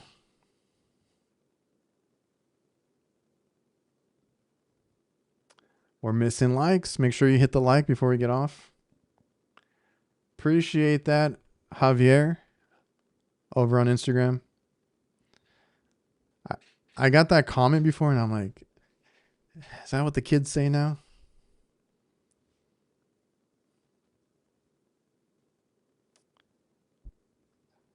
It's going to be very hard for me to go back. I know I missed, there was a section of comments I missed. So I'm going to just see what comes in before we get out. What's up, handyman? The MB, are you using it as a backpack? I've tried to tell them that it feels off. So I've tried it, unless you're just talking about the weight, but I've tried it as a full backpack with both straps and everything, even with the chest support, the strap. I feel like it doesn't sit right. And I've heard that complaint from other people. And I'm like, it kind of hurts my shoulders. So I don't know if you're using it like one shoulder, you're using both, or you're using something else like a shoulder strap, but that's why I don't use it. I like it a lot, but yeah, it never felt comfortable.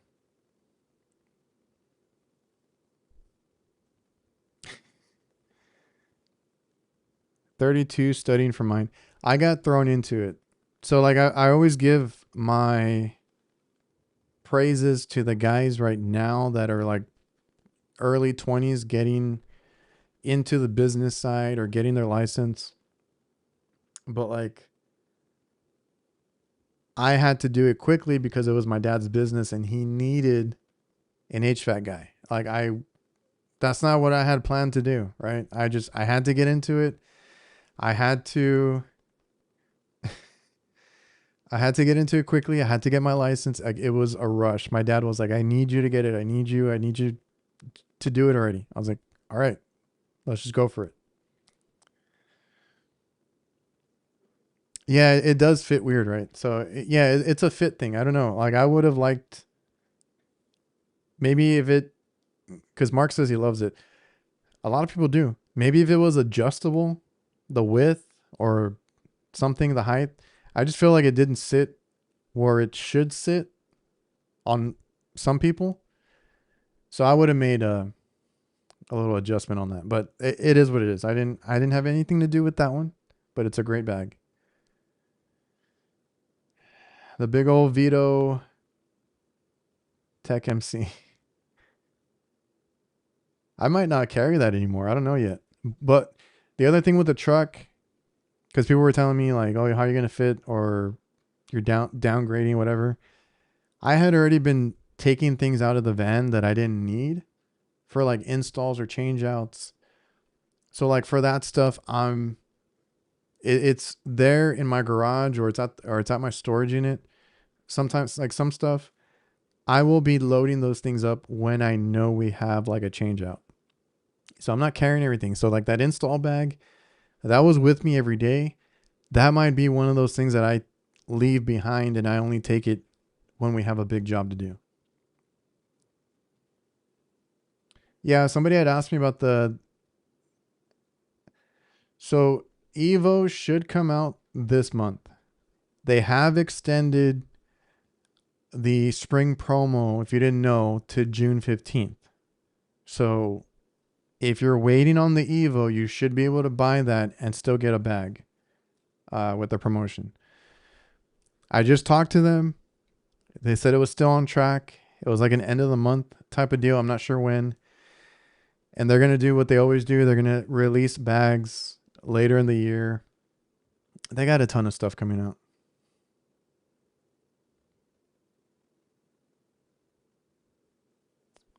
Still debating on the spring promotion.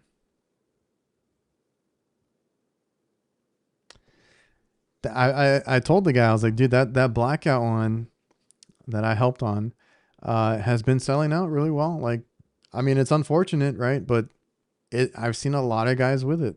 And a lot of guys had told me that they have it. But they need to keep it in stock. Yeah, so I mean there's different dates for like other countries, but like in the US it is now until June 15th if you want to get that free bag. So if you're waiting on Evo, I mean it's included in that promotion. You can buy an Evo and then I'm trying out the CBLD, which is the bigger bag that's free. It's a little bit big for what I want it for, but I'm going to try it out. That's what I'm trying out right now. I wish it was a backpack though. And the other bag, I forgot. The other bag was the MB2B, I believe. And that's a good one too. I work in Texas. Good old Texas. It's hot all year round. There's plenty of work. Oh, you're from Florida. Same weather. I talked to a lot of people from Florida. You kind of have the same weather as us. It's hot, humid, warm a lot. You might get cooler nights than we do, but that's about it. No. I have had to clean them out, or sometimes they get loose and I can hear it, like it starts popping, or it doesn't want to work. And I'll have to take it out, kind of clear it out, and then put it back on and tighten it.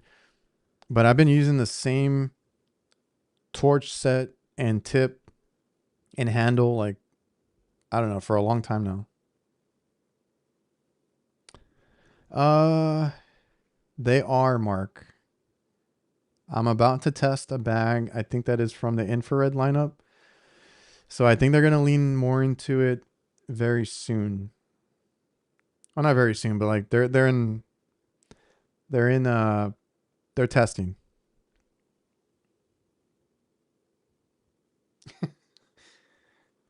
CBLD is too tacky. The flap in the front bothers me. When I got it in person, I wasn't as impressed. The interior of it is nice. I do wish it was a little more compact. I do wish it was like a backpack. I don't like the outside either that much. Like the extra pouch on the outside. I was able to figure out what to do with it, but still, like, there's like these pockets that I have no use for. So I don't know. For me, it might be a bit too much, but a lot of people like it.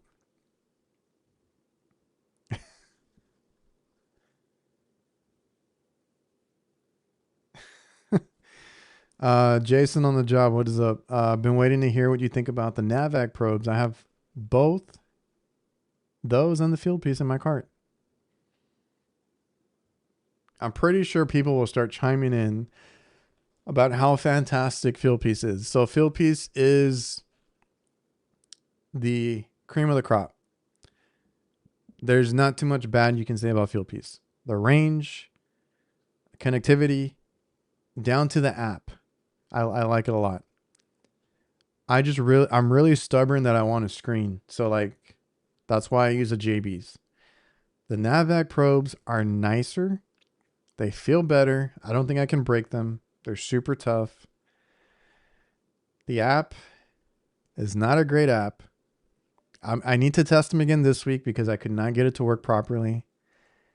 And the only thing for me, unless there's a setting I'm missing, but I've never had to do it for any other one, in Measure Quick, they keep disconnecting if you lock your phone, if you exit the app, you go back in, you have to go to Probe Manager and reconnect every one of them. So if I have a full set on the system, psychrometers and everything, and I'm using Measure Quick, if I leave for anything, if I disconnect or I close the app, I have to go back in, reconnect every probe, and then get my readings again. JB, field piece, you close the app, you lock your phone, you do something else, you take a phone call, you go back to open the app, they are there still reading and showing you what it's doing. So that's the only thing. The NAVAC clamps are huge. I don't like them. But they verified that it's true. They were not made for the probes. They were made for the manifold, but they made them work with the probes, so they come with the probes. Damn. They reached out if I wanted to test their new Measure Quick. I guess they added features to it. I don't know what they want me to test. So I haven't seen if it's worth having, but it's a lot for,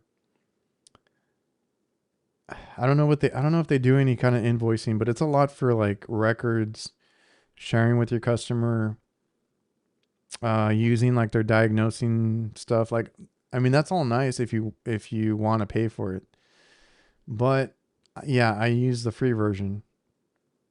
So I just need readings. I'll do the rest on my own. Yeah, it does feel like a gamble. Like I said, it works and it doesn't. It's not perfect. The build quality and the screen are great. They look awesome too. But functionality is still field piece, and then JB. But the only bad thing is it's plastic. I have the new one, or I have them now. I did break a pair, but they said it was a bad batch. So the ones I have right now, I have not broken them, but I also haven't dropped them. I would be afraid to drop the JBs. The field piece are tough as nails. I think I just have like a rubber piece on the bottom that somehow got nicked, and that's it.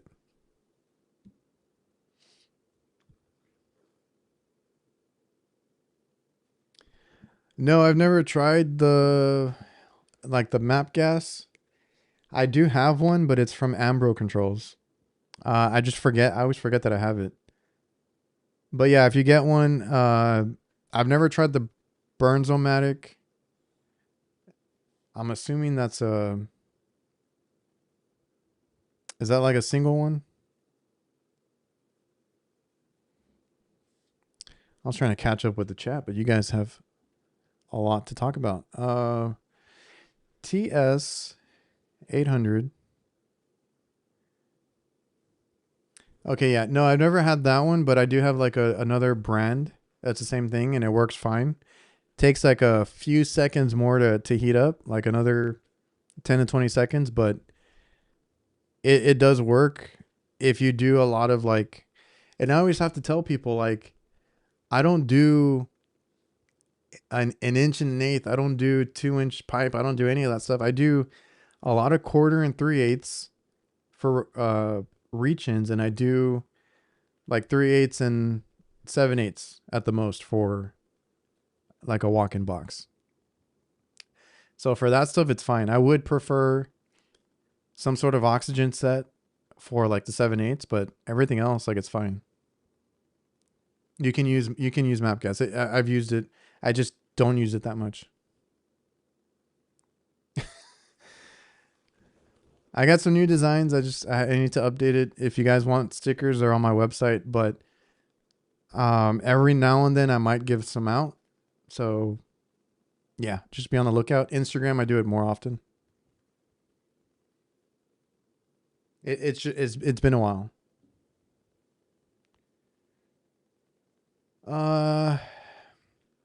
It's gonna be more electronic. You're gonna have to be better on technical side. I don't know how much it'll change. Right now is just a weird time with the A2L stuff. manufacturers, private equity. Like there's a lot going on. So I hope that we can ride it out, and it's just I hope we can ride it out, and it's just a phase. But we're always gonna have a phase out. We're always gonna have new stuff to learn and to do, and we'll be all right. I don't think it's gonna change a whole lot. I just think it's gonna be more electronic, a lot more technical. You can't just like get by on part changing, all that kind of stuff. So I think you just have to be better as a technician, and continue to learn. And I think the tools are going to matter too, that you got to have like the tools that you need for the job and all that kind of stuff. Like you have to invest in yourself.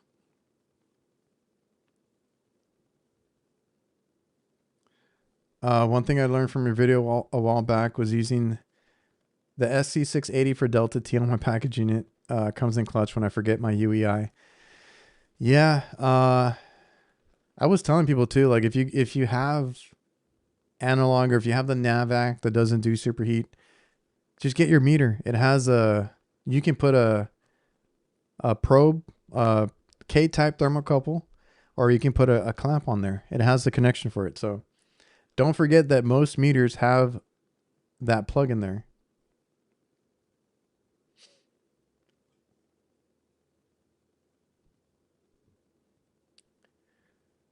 I'm a refrigerator tech for a train in Clarksville. Run test for IntelliPack 1, Voyager 2. Let me know if I can help you with train commercial. We do a lot of train. I do light commercial. We do have a train here locally. Personally, I started with train and carrier. That's what I'm most comfortable with. And I feel like those are not made the best, but they are made to be fixed, made to work. And yeah, we do a lot of train work. Not so much anymore. We do more carrier now. It's just shifted to that. And then there's a lot of cheap customers that have Daikin. There's another brand, and yeah, I see a lot of Daikin now too.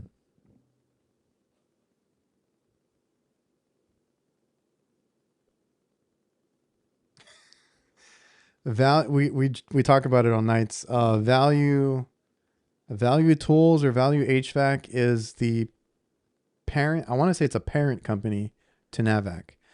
Just like Malco Edge, it has a sister company called JVAC Edge, or JVAC Tools. So if you again, because somebody mentioned it earlier, if you see all the Malco Edge tools or a lot of this stuff, and you're like, man, they're coming out with that kind of quick, it's because their sister company JVAC has been doing it for a long time. They already had those tools, so now it's just bleeding over to Malco. And Malco is one of those too, buying up everybody. They have C&D valve, they have Vito now, Aspen pumps, and Malco's pretty soon just gonna buy everybody out.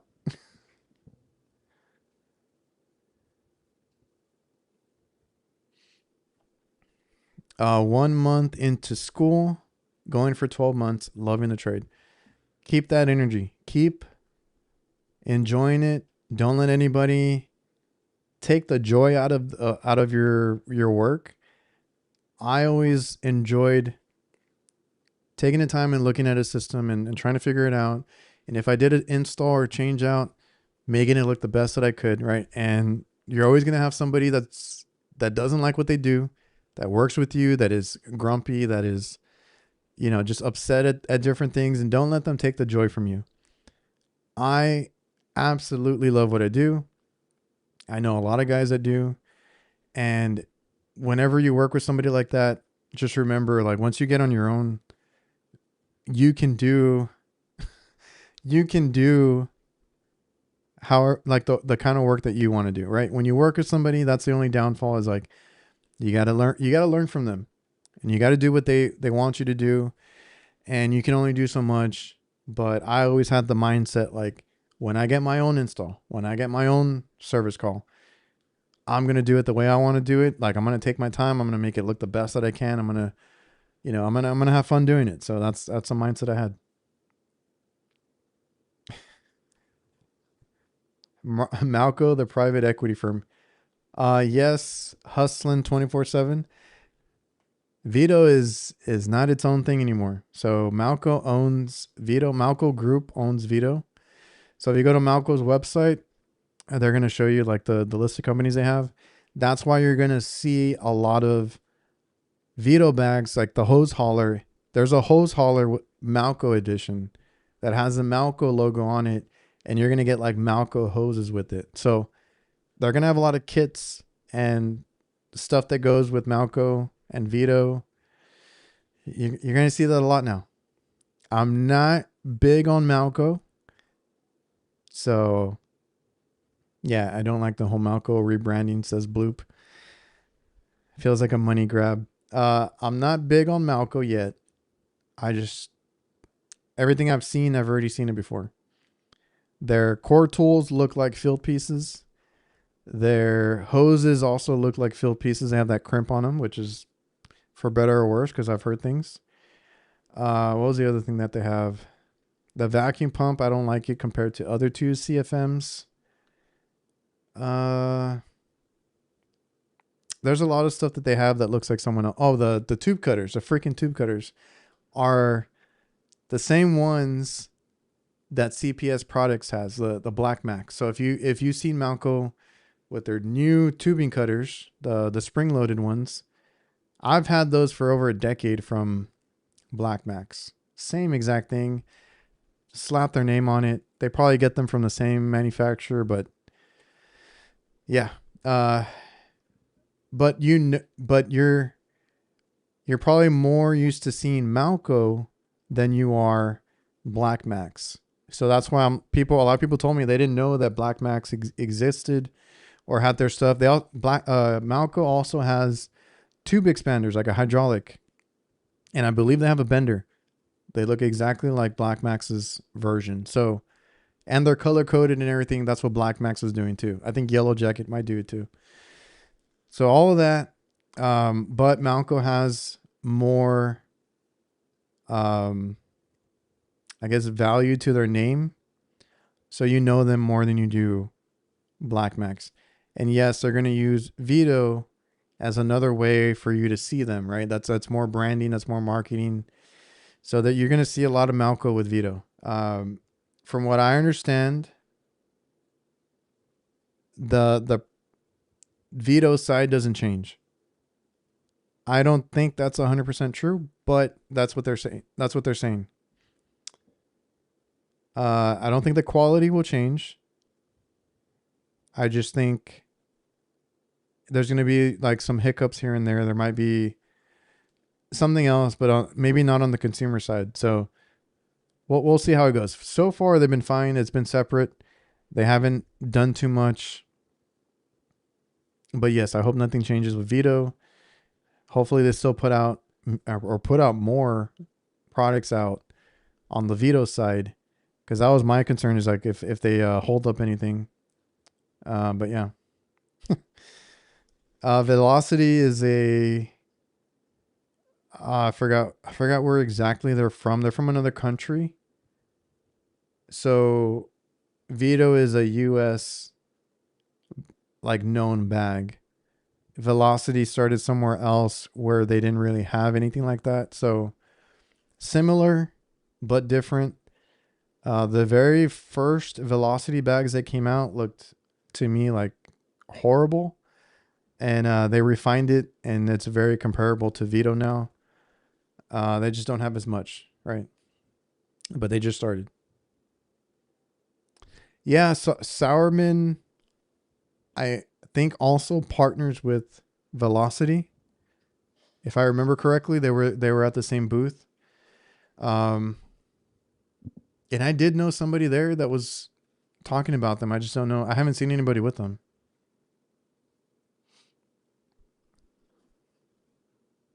Oh, that's what it was. I forgot about that. Home Depot bought a supply house. And Home Depot is working with DIVERSITECH too. You can find capacitors and motors and everything now.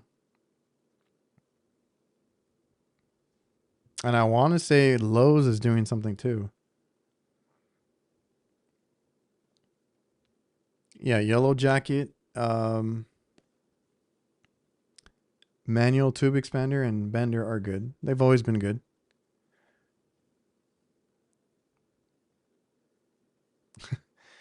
Velocity becomes like the good value brand. I think they're the same price. That's the thing.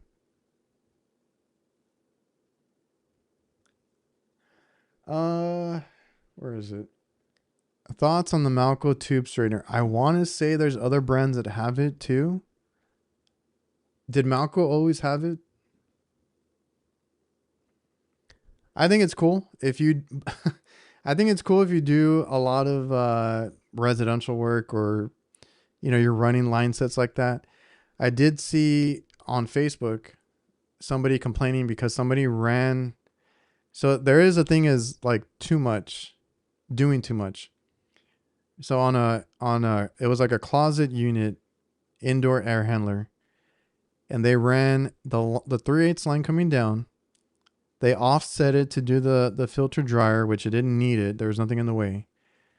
And then they come back, and the thing is, they do straight down a 45, straight across, another 45, and then straight up, or maybe even more than that.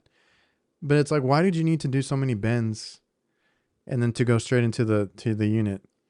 So I do think there is a, and it's an Instagram thing. You see certain people that do that stuff, and every now and then I think it is nice, or like a simple version. You just have to offset it a little bit for some reason, like maybe the suction line or whatever reason you have.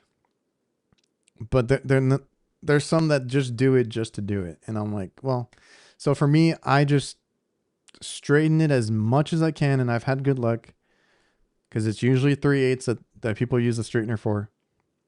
I just use my hands, try to lay it out, put it on the floor, try and get it as flat as possible, and then make my bends wherever I need to. So I'm not gonna lie, I've wanted it. I just don't know if I would use it. It's nice to have if you do get one. Okay, I wasn't the only one that saw that. Uh, yeah, like they did some 45s just to do a damn 90.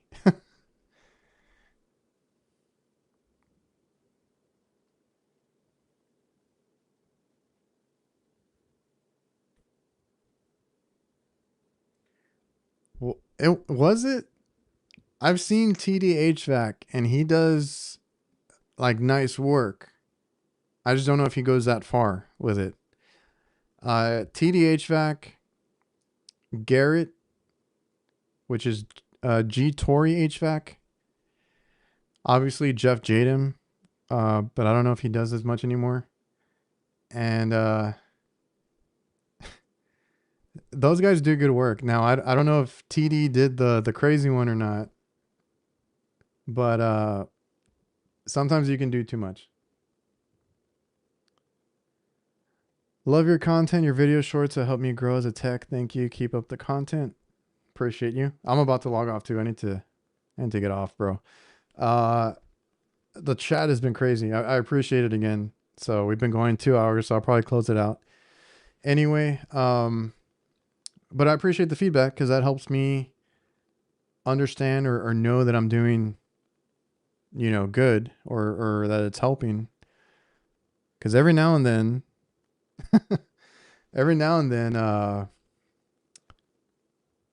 I'm like, should I post this? Or should I post that? Whatever it is. But, I have fun doing it. So it's usually whatever I want to post anyway. Yeah, clean work, not hating at all. Yeah, I get it. It is nice to look at. It is, but is it?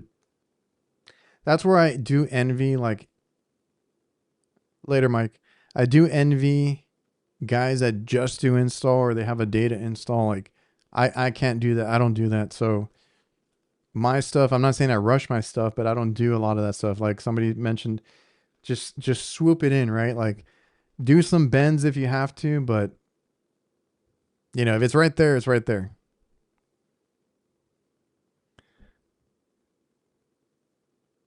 Yes, sir, Jason. I'll catch your lives this week.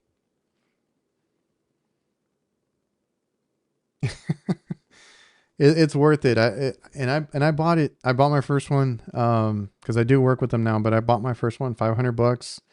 A buddy of mine is friends with the counter guys, and he got his like for half off for like $300. So it's good to know people too. I was like, I didn't even get a discount like that. I appreciate that, man.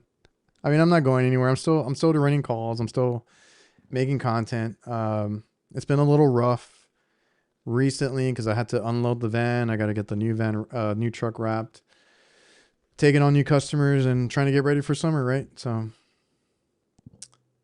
it is what it is. Remember to hit the like button. I'm going to just go through the chat real quick. Oh yeah, Combat. I've talked to him a few times. Great work too.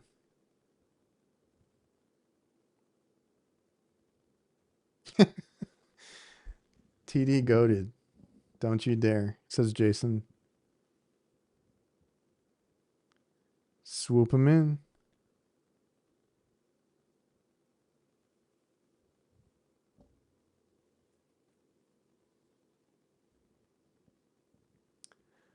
Let's see. Out of two of us go to school for HVAC. My brother is dealing with driver license issues. Can that be a big problem for him? It depends on the company. Personally, smaller businesses, I don't think they're as strict.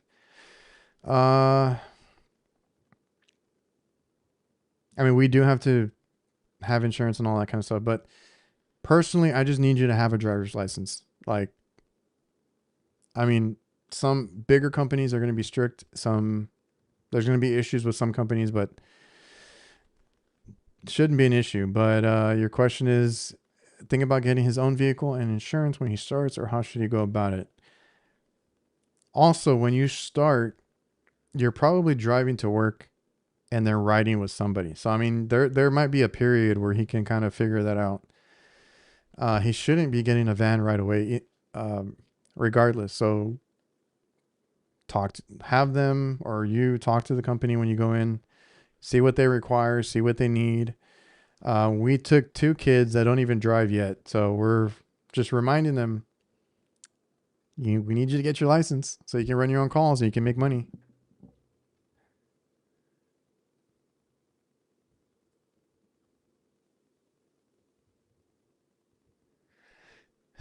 No, I freaking got my drain cat, and I don't use it. I was like, screw it. I'm just gonna start using the Ambro ones. So I switched to the Ambro nitrogen bottles. I had the drain cat because I was gonna use it for drains. I was gonna use it for purging. Like I had plans for that drain cat, and it took me a long time to get it, and it's been sitting there, and I haven't used it. So I personally will use a Ambro Controls nitrogen tanks for pressure testing. I don't typically work on big systems, and I don't typically, unless I have an issue with this, like a micro leak, I don't go 300, 400 PSI or 500 like some people do. I do like a 200 PSI test, and if I can find it, that's all I need. So it's been great. And purging, I mean, it does great for purging. You can also use it for drain lines. I don't typically do that anymore. I just buy the little CO2 cartridges for my gallo gun. So that's my setup now. So I'm not even using the damn drain cat.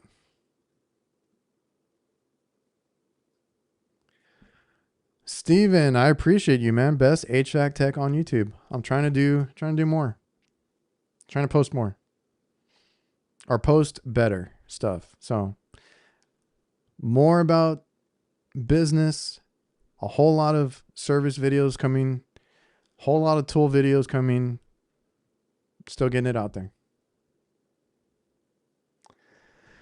I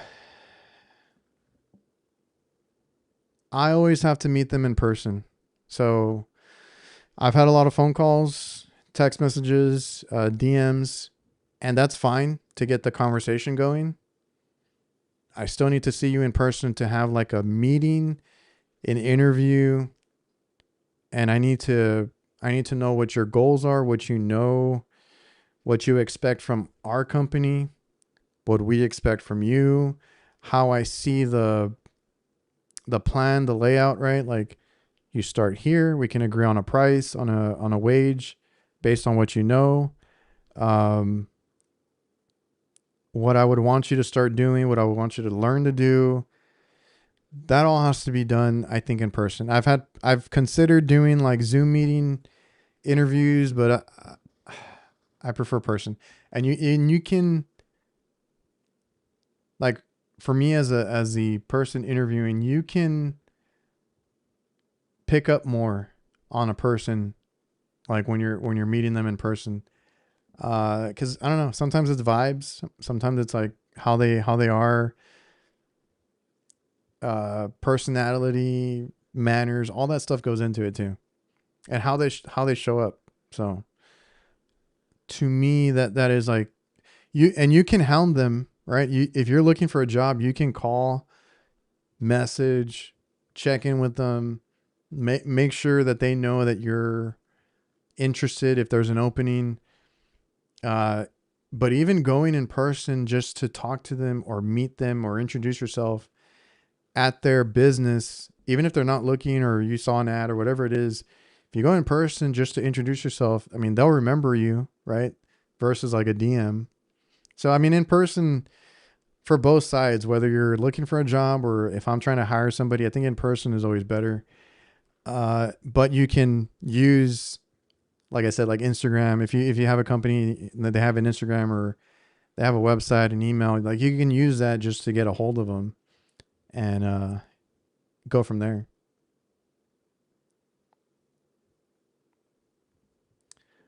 We are. I'm w- I'm waiting a little bit for summer, but I do have some people that I need to call back because we are going to be looking for more like maintenance techs. The plan is to grow this summer and end of year. Go to bed, Freon. I'm trying to end it. I keep getting questions. I do like the analog from Field Piece. They're gonna stay on my van because I do a lot of small refrigeration where I can use it to pull a vacuum, and sometimes that's my only option because I have a 4 port. But they're heavy, so just keep that in mind if you do buy them or go look at them. They are kind of heavy, but if you like analogs, I think they're great. It's not a thing. I actually just saw my first swamp cooler at this really rundown restaurant, and I had never in my 19 years have seen that before. So we don't see it here. I know California, I think, has it, right? Or is it Phoenix? I don't remember. Some places have it. We don't.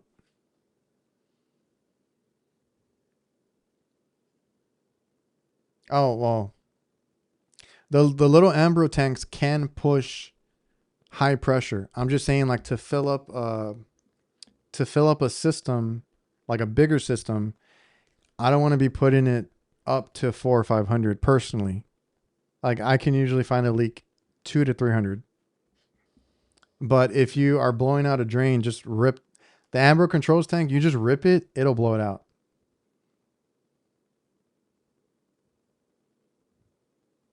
Yeah. Okay. Yeah, it's Cali. Uh, I got the 3 ports mainly using True Blue. It's just difficult for me on small systems where it's like a quarter inch, or it's even smaller than quarter inch because it goes inside the quarter inch.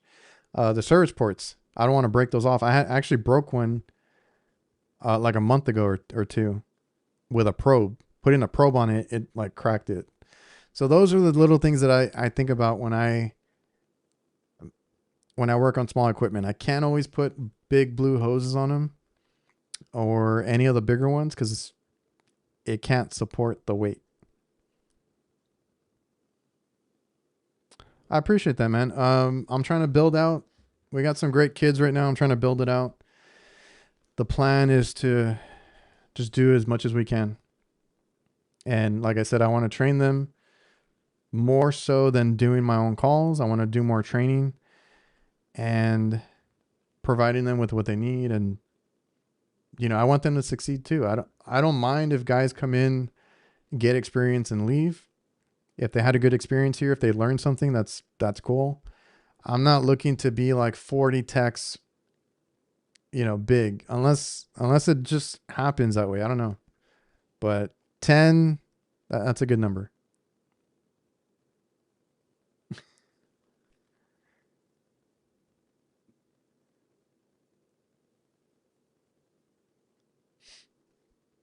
Any advice for someone who plans to switch from resi AC to commercial refrigeration? You're a goat. Love the channel. um, I always tell people the same thing, and there's a book. Um,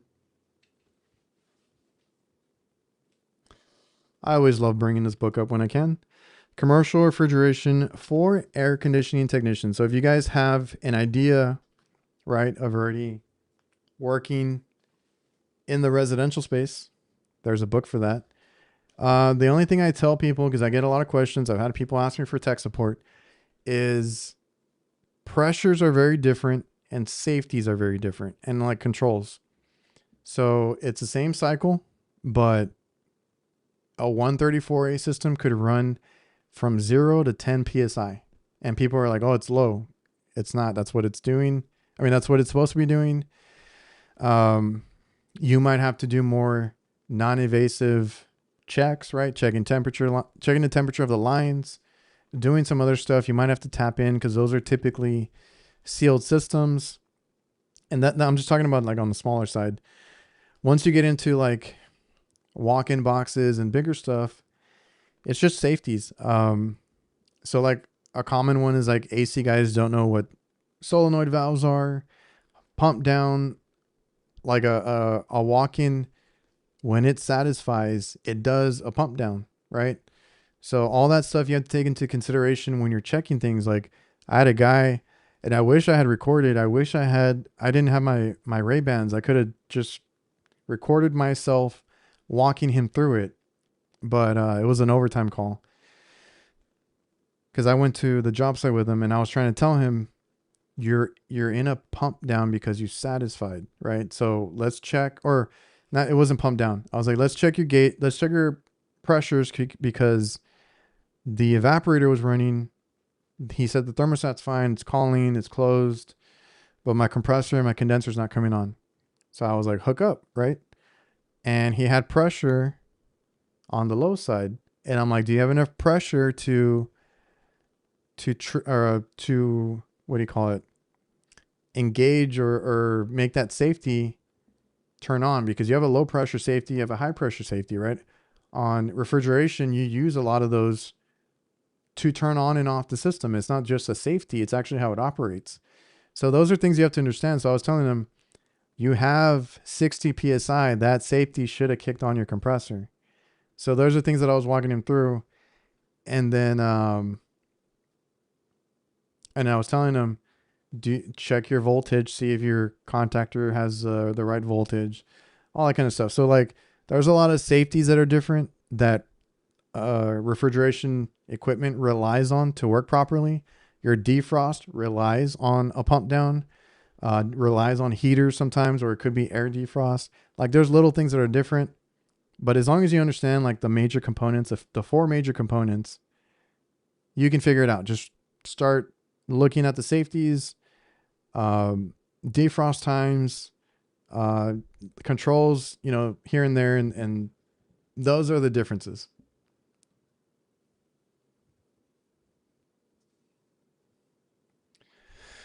Where in Texas is your company located? Tech I may know, need to move about an hour from San Antonio. I am I'm 4 hours south of San Antonio.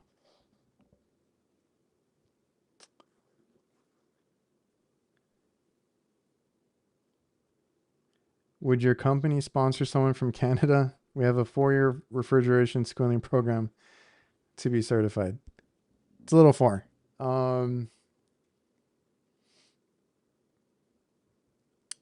I've worked on mini racks, so nothing crazy, like not actual like supermarket, not actual, you know, heavy commercial. I've seen like miniature versions of walk-in boxes and make line coolers that had a rack system. And these are small, right? But they had everything on the roof and they were in a rack system with two fans on top. So it was like a mini rack system. There was another place where I saw that too. If you guys watch Chris Stevens HVACR videos, kind of like the stuff that he sees, where it's like all the compressors along the bottom and then the fans and the coils on top. Those are the only types of racks I've seen. I've never worked on supermarket, nor do I want to. I've been offered. Um, Now they have like Walmart in them have their own in-house techs. I don't need that. It's too much. All right, guys. I appreciate everybody for tuning in. We had a great crowd. Everything worked. So we'll try it again Thursday night on HVAC nights. Again, thank you for coming in. Drop a like if you can, and we'll see you guys on the next one. I don't know if I have an outro. Yes, I do. See you guys.